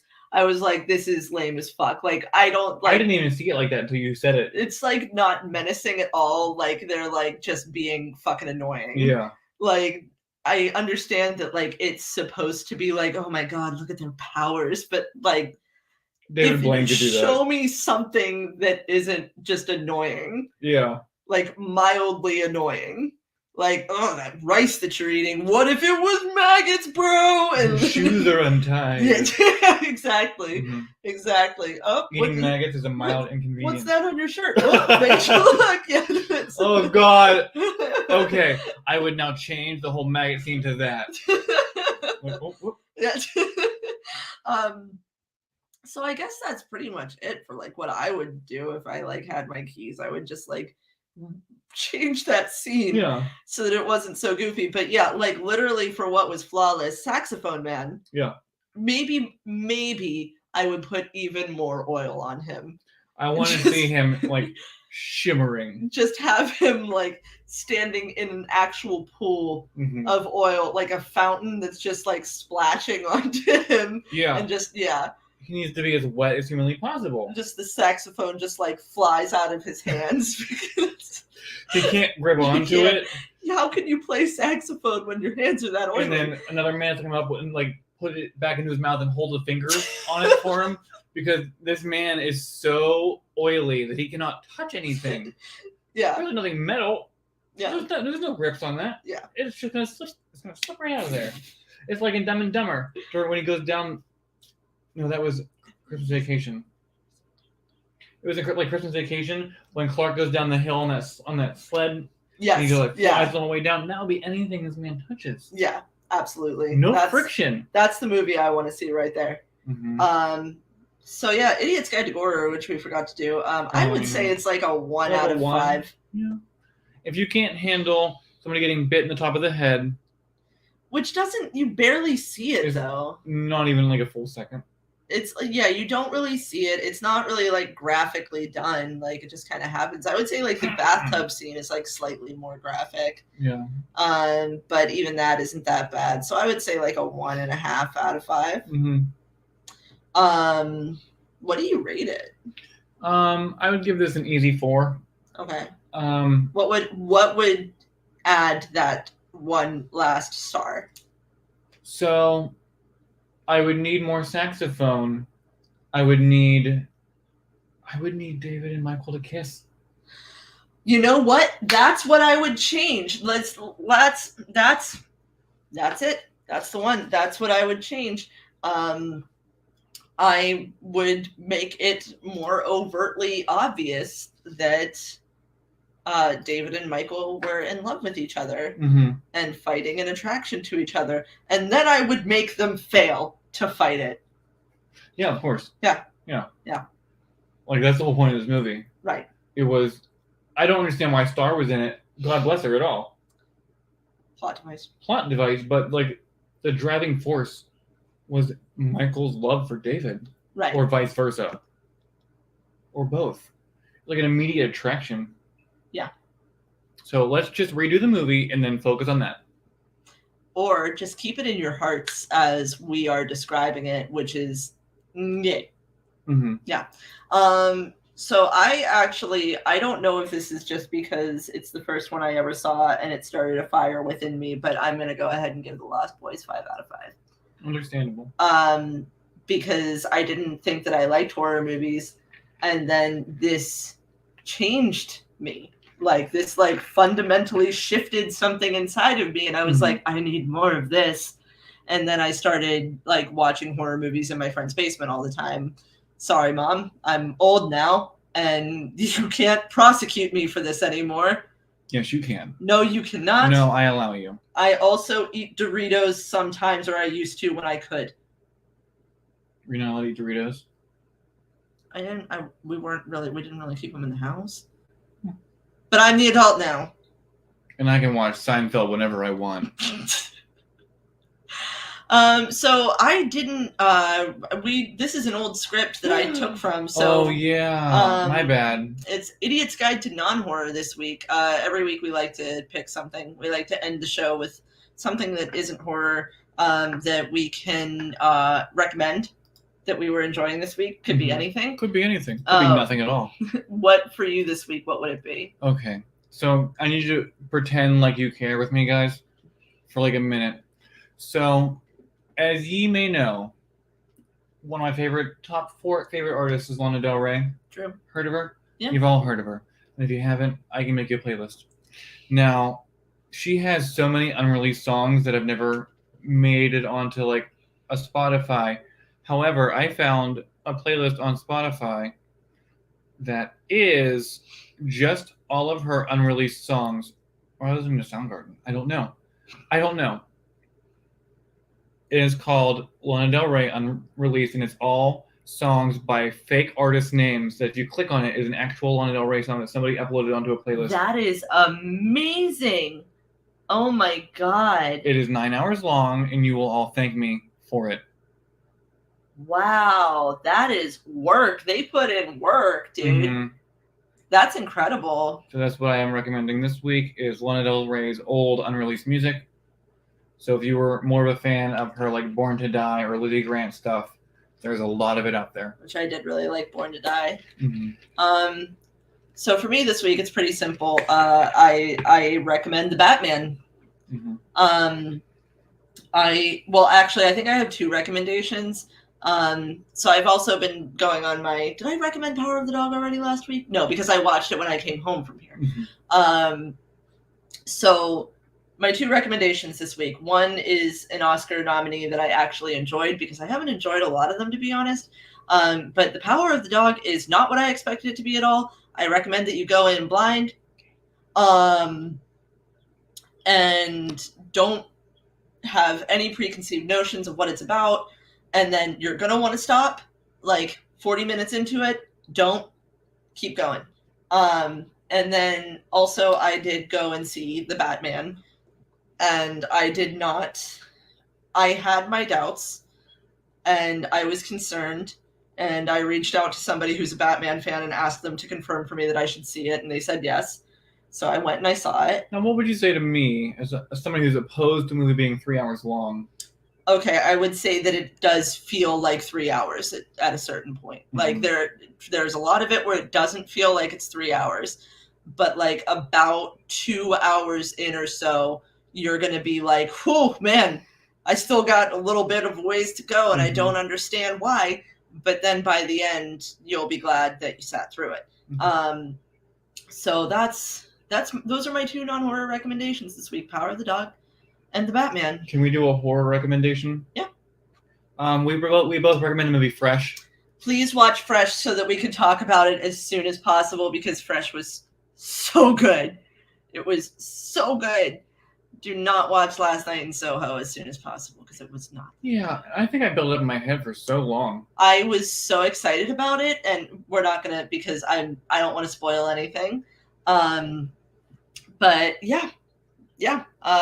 Fresh, yes. Watch Soho, Fresh. No. Yeah, please watch Fresh. Don't worry about Last Night in Soho. It's okay, I guess. Yeah, it's fine. It's all right. Mm-hmm. But I think that Fresh was like the salve for like the things about Last Night in Soho that ailed me. Yes. Like we had just finished Last Night in Soho, and then you said, "Go home, get out of work right now, and go home and watch Fresh." I did. And I said, "Okay, I'm going." That's pretty much exactly what I said. I was like, "I need you to watch Fresh as soon as you get home, so that we can talk about it immediately." And he did it because he's a good friend. And it was less than 2 hours. Yeah. It might have been 2 hours long. I think it's 2 hours, like a little bit less than 2 hours. But it didn't long. feel like 2 hours. It does not feel like 2 hours, and it is so fucking good, so good, and I can't wait for us to talk about it eventually. I almost liked it as much as like Triangle. I did like Triangle too. I do have like some questions about Triangle, which we can discuss later when we're not recording. But speaking of not recording, guys, we're going to bed, guys. Bye. So if you're watching the live stream as usual, you could stick around for the after party, in which we will remind you what we are covering next week. We already told you. We already told you. We already told you. You already know what it is. But if you're listening to the audio version of the podcast, for one thing, I'm sorry because I didn't do a good job of being an audio host this week. And I promise I will be more prepared and more fun next week. But you can email us questions, comments, and recommendations to idiotsguidetohorror@gmail.com. You can follow us on Instagram @idiotsguidetohorror. As usual, if you try to follow us on Twitter, just don't. Yeah, I wouldn't worry about it. Yeah, I would not. If you want to see what we covered, I think the last tweet I made was about martyrs, so. Oh, Jesus Christ. It's been over a year. Yeah. But we are on Facebook at facebook.com/horror idiots. We're also on YouTube. The channel name is called Idiot's Guide to Horror. Please rate our podcast on iTunes to help other horror movie fans find us. Tell a friend if you want. Yeah. It would be nice. But yeah, anyway, I guess, do you want to do your sign off? Oh yeah. Slap into a Slim Jim. No. Oh, never waste your pain. Snap into a Slim Jim. Good night. Slap right into it, baby. Snap into a Slim Jim. Right. God, that was fun. All right, if you didn't remember, we're covering fucking Repo, the Genetic Opera. It is streaming on Amazon Prime, Tubi, and the Roku channel, whatever that is. You can also purchase it on Apple TV, Vudu, and YouTube for $3.99. One of the things focus groups liked about the product was the snap that comes when you bite through the casing. It's Randy Savage. It's Macho Man Randy Savage telling you to snap into a Slim Jim. Snap. I googled slap into a Slim Jim, and I'm getting the same results you are. Yeah, it's because it's snap into a Slim Jim. This one says slap into a Slim Jim. It says slip into my Slim Jim. Oh. Oh, yeah. And that is my Macho Man Randy Savage. Yes, Repo is incredibly campy. It is. It might be a little gross. It is gross. It's well, I mean, I don't know. Is it like? I don't. I want you to. I want people to watch it. So, Mindy has sent us a link. Oh, Mindy, I wish I could click on it, but well, I'm not watching that garbage. So, if you want a preview of what Repo, the Genetic Opera is, it is by the year 2056, an epidemic of organ failures has devastated the planet. The mega corporation GeneCo provides an organ transplant on a payment plan. And for those who can't fulfill their plan, have their organs repossessed. In the midst of this, a sickly teenager discovers a shocking secret about herself, her father, and their connection to GeneCo. Also, Blind Meg is amazing. Yes. It's also, did it say that it's a musical? Oh, it's a musical. It doesn't say that, but it is a musical. It is indeed a musical. The lead singer of, I'm blanking on Ogre. What band was he in? They did the cover of Blue Monday. Orgy. Lead singer of Orgy is in it. Paris Hilton. Yeah, he's this guy.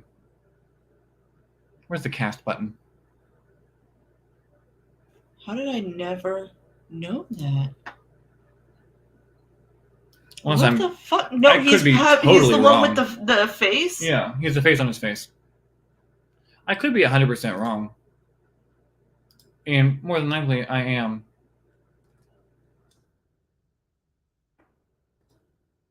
I clicked on images. I know what he looks like. Thanks, though. Skinny puppy. Skinny puppy.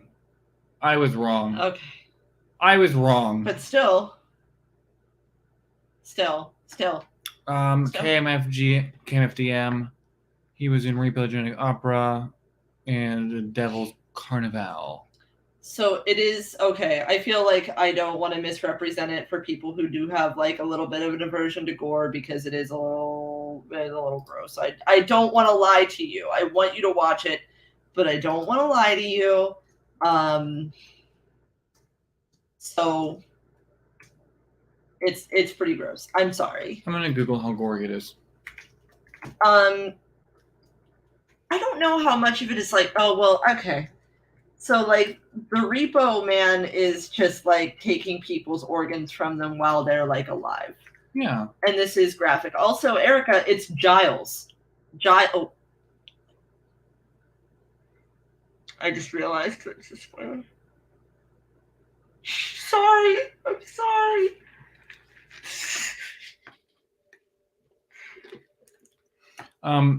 This person on Polygon said Repo the Genetic Opera is a gory, disturbing, awful musical that defied all odds. Yeah.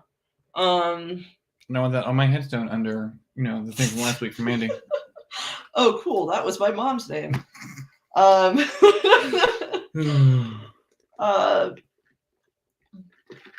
Shaun of the Dead scene where they rip into David is right on the edge. Look, that scene kind of fucks with me too. That's pretty grody. I also don't like that record going into the face. That one doesn't bother me as much, but when they're like, when he goes into the horde and they're like ripping him apart, like I think like it's been a long time since I've watched it. Maybe I'll watch Shaun of the Dead tonight, but I wish we can cover Hot Fuzz on here, but it's not horror at all. Why not Shaun of the Dead though? I don't like it as much as I like Hot Fuzz. I'm sorry, Hot Fuzz is a superior film. And I'm sorry that I said that, because I know you all disagree with me.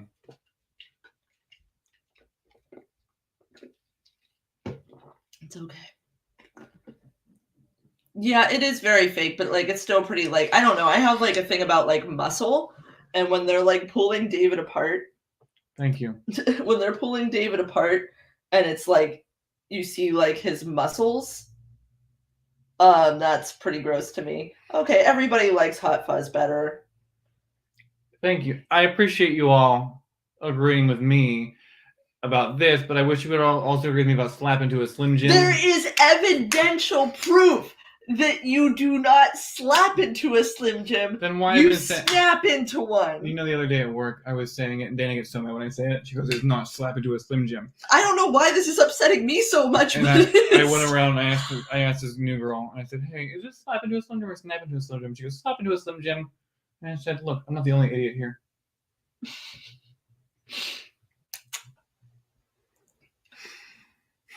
Okay. Well, I'll rewatch Hot Fuzz and Shaun of the Dead back to back and make my decision. Do you think I have a digital copy of them? Because I'll give it to you right now, or I can upload it onto my movies anyway. I mean, like, if you wanted to. Here, I'll take the Clarence. Hold that dog. Hello. Okay. So. Who knows what comes with a digital copy anymore? Also, like, I think I like Shaun of the Dead because it's the only zombie movie that I really like anymore. I'm pretty over the whole zombie thing.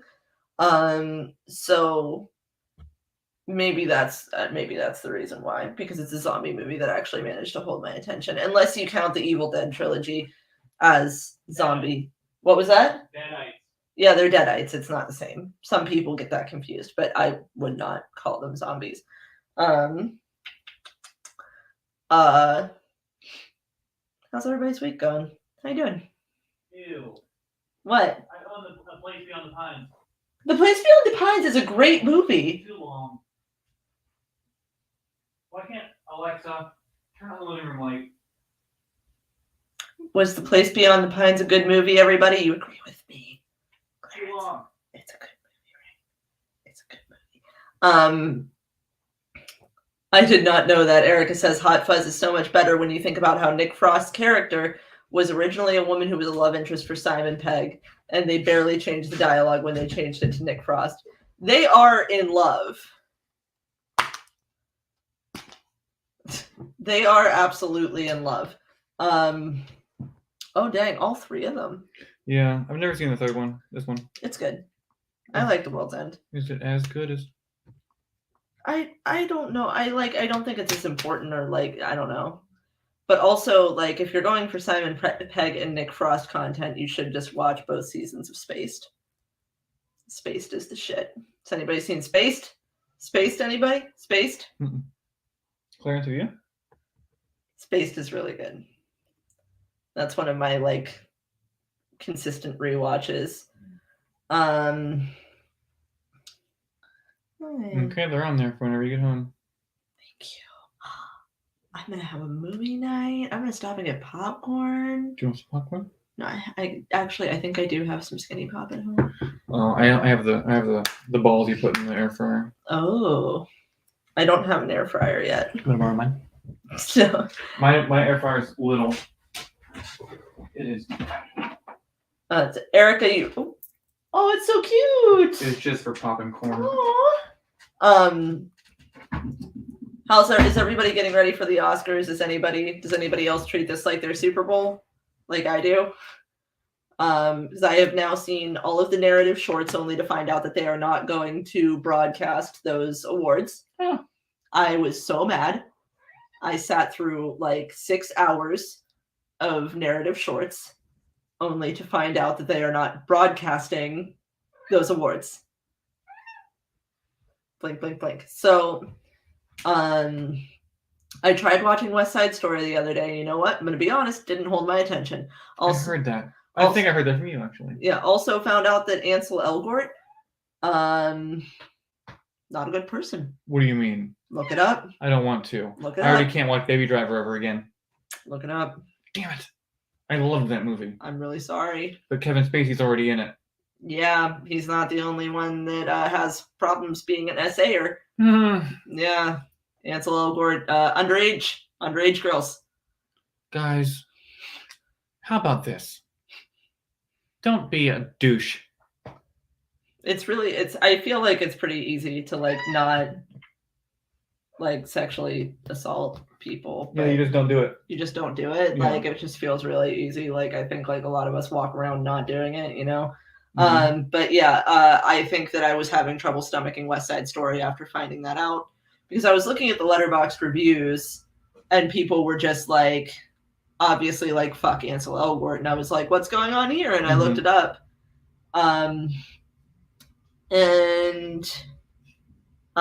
yeah, I really mean what I said about Power of the Dog. I did not think that I was going to enjoy it or that it was going to hold my attention, but like your nails cut so bad. it's he's so mad. The last time I cut his nails, my grandfather died, so I can't do it ever again. So I understand. Do you need me to come over and do it? I'm gonna make Steve do it tonight. Okay. I don't think he's ever had a cat before that, so good luck to him. I can help you. He's so mad at you right now. I know. Do you guys see Cecil just like glaring at Chris? Yeah, Power of the Dog is great. I still need to watch Nightmare Alley.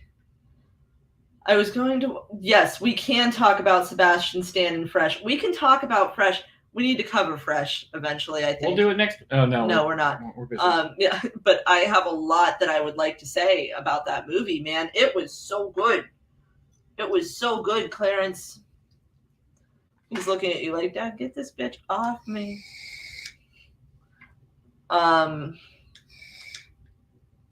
Yeah, I'm a big fan. I kind of like, there were moments where I couldn't actually process what I was seeing.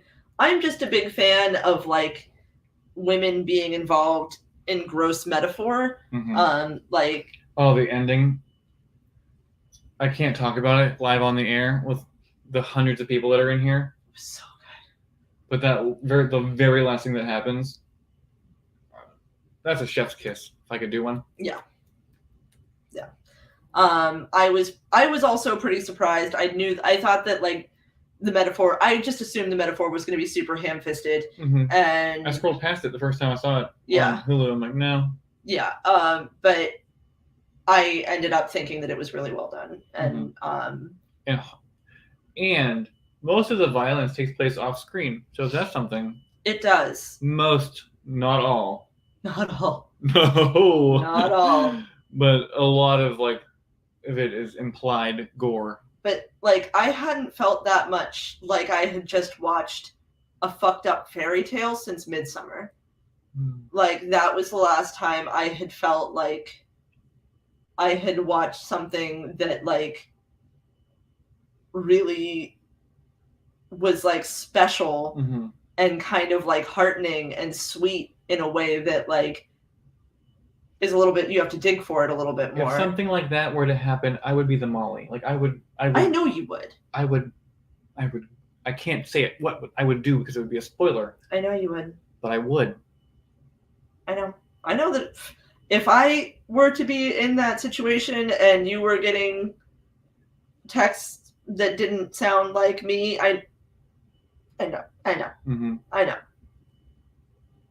We're gonna have to come up with a code. We are. We need to come up with a code. We do. Mm-hmm. We do. That's as much as we can talk about Fresh because it's pretty new and we don't want to spoil it yet. When did it come out? Just this week. Because I was looking at What's Her Face's Instagram and she was teasing it 2 years ago. I don't remember her name. The young lady who played Molly. Oh, I'm not sure, but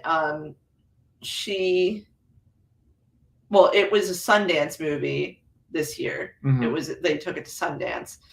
Sundance. Oh yes, I forgot. Sundance. It only has an 81% on Rotten Tomatoes. It's probably men being really mad. That would be my guess, is that men are mad. He was so hot. That was how I felt when I watched it. I was like, yay, this is gonna make men mad. And then I'm still following them on Instagram so I can see who they hired instead of me because they posted the last one. Really? Mm-hmm. So everybody, I revamped Chris's resume, and if you have somewhere that we can send it to, let us know. Because we want to get Chris a job that will make him happier. Mm-hmm. Less money's fine. He'll take less money. Mm-hmm. God, okay, I don't know. I'm not good at this tonight. I'm sorry. So I hope you all enjoyed me singing Spice Girls live on the air. I did. I hope you all did too. I hope you can see that this balloon is not doing so well. It is not. But Steve will not throw it away. That's sweet. It's still inflated. That's really cute and nice. And you know what? It's still floating. It is 3 months old. Okay. What am I? How do we have the same first post? I didn't know that you follow him. How do you know him? Who even is it?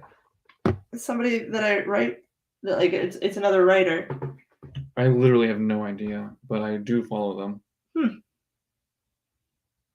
Yeah. Anyway, sorry, we're just literally looking at Instagram. Maybe you know what I do all day? Like at work? You look at Instagram. I open Instagram, there's a naked man. And he's not all the way naked. He's pretty naked. I open Instagram, I get bored, I close it, and oh my god. Then I saw Cate Blanchett. Did you see Cate Blanchett? I did see Cate Blanchett. Oh, hey, I work there. Oh yeah. Uh-huh. They're showing Cate Blanchett? Nightmare Alley. Did you watch it yet? No, not yet. 3 hours long. I think I'm going to go see it like at work. Mm-hmm. That in Belfast and Titan. Not Power of the Dog, though. I don't think I need to see that on a big screen. Stressful. What is Brittany doing? Being cute. Her Instagram is my happy place. I'm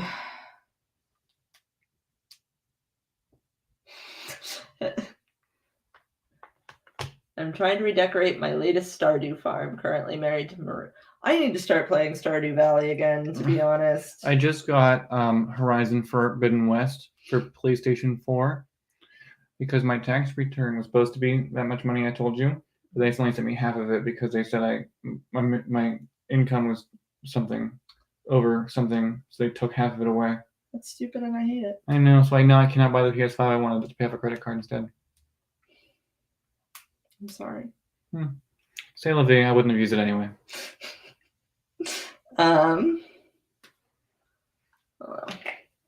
Is Belfast I don't know. I just keep hearing that it's really good. And Let's see. Is that no? Wait, yes. Kenneth Branagh did direct it. Oh, and it's not long. Oh my god, it's only 98 minutes long. I didn't know. Still too long. You know, we need another Tight host. 90. Another. Oh yeah. 56 minutes. Yeah, because like look at all these other. Okay, so we've got Titan, which is 108 minutes, but it's worth it. I couldn't watch it. I thought about it when I was like, oh, it's gross. I don't know if I can sit through a gross movie right now. It's really good. How gross is it? Pretty gross. Like on a scale of 1 to martyrs. It's about a raw.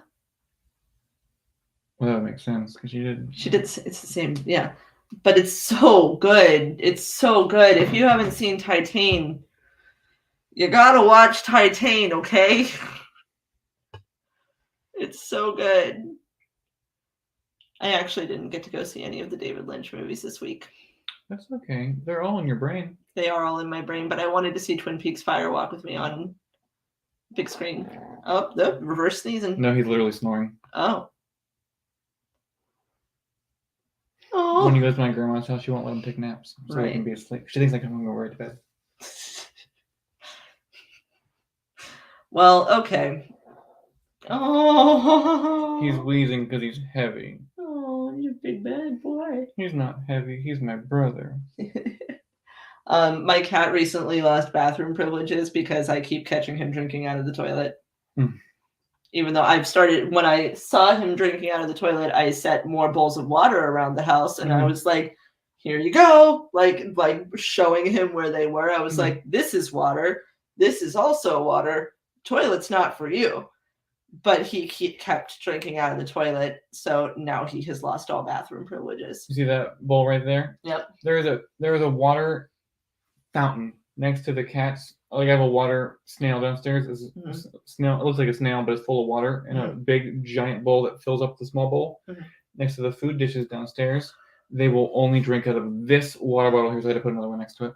Of course. Oh my god. He doesn't drink from the toilet, but he does eat the butter. Yeah, you're getting lots of compliments. I don't think my mom even knows who Ice Nine Kills is, but she likes that shirt. There's a Freddy Krueger on it. Yeah. I'm going to see them in August. Oh, right. They're opening for Metallica. And somebody else. Not Fleetwood Mac. You mean to tell me that Fleetwood Mac isn't opening for Metallica on their stadium tour? I looked up the set list for Metallica, and I know some of the songs. Are they just playing Enter Sandman for 2 hours? No, that's their encore. They're making people wait till the fucking encore to hear Enter Sandman? I'm gonna have to Uber there because I'm not driving down there and parking. Last time I had to park, it cost me $42 for Panic at the Disco. So an Uber might be even worse. Ugh. Last night I took an Uber to a bar in Lawrenceville, and it was $15, but then when I was going to Uber back, it was $49. So just, be careful. I'm taking the bus. Wait, I don't think the bus is gonna run that late. Oh, okay. My mom was thinking of it in the form of like they are making a Vonnegut reference. She wasn't thinking of it in the fact that I do keep my toilet lid closed. Unfortunately, unfortunately, not everyone does. My cat only drinks water out of the sink.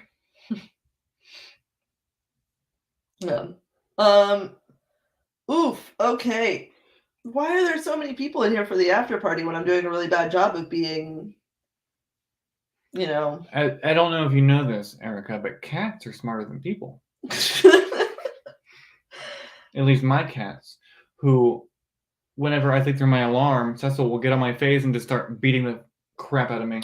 Oh yeah, Elwood does that too. He perches himself on the side of the bed, and then he starts pulling on my arm with his paw. And if my arm isn't exposed to him, he will pull on my ankle. And he will reach up under the covers and pull on my ankle. Wait till I show you the last time I slept through my alarm. I have a picture that I sent to my friend Bobbiana, and I will show you all here in just a moment what happened when I slept through my alarm. Oh, right. This is what Cecil did to me when I slept through my alarm. he clawed me right in the forehead. And he wasn't saying it's time to go to work. No, He he's was saying, like, you have "Feed one me." job, bitch. Look how handsome I was. It was like 2 months ago. Oh yeah, so good looking. Oh, somebody gave us a wow face. I wonder who it is. Oh, we can see you guys. Mhm. Yeah. Okay. Well, I need to go to Target. So I'm gonna. Who's that? Do we know that? That is my older brother's best friend, aka my other brother. No, okay. If you know me in real life, which none of you probably do because none of you like this, I want to know why you're not watching. Haven't I given you enough? You don't. You owe me. You owe me. I feel like today wasn't the best, but go back to last week Last week was, because it was really good. and then jump forward to next week When I'm a whole person again. and we sing every song. The next week's podcast can be us singing the songs from Repo the Genetic Opera. While I'm here, we should probably make sure that I can actually do it on Thursday again.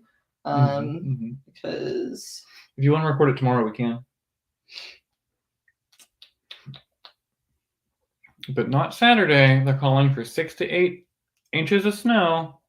oh right, I was looking at things like, oh, maybe I could go to a movie on Saturday. I can't go to a movie on Saturday. No. I can't go anywhere on I Saturday. can't get my car inspected.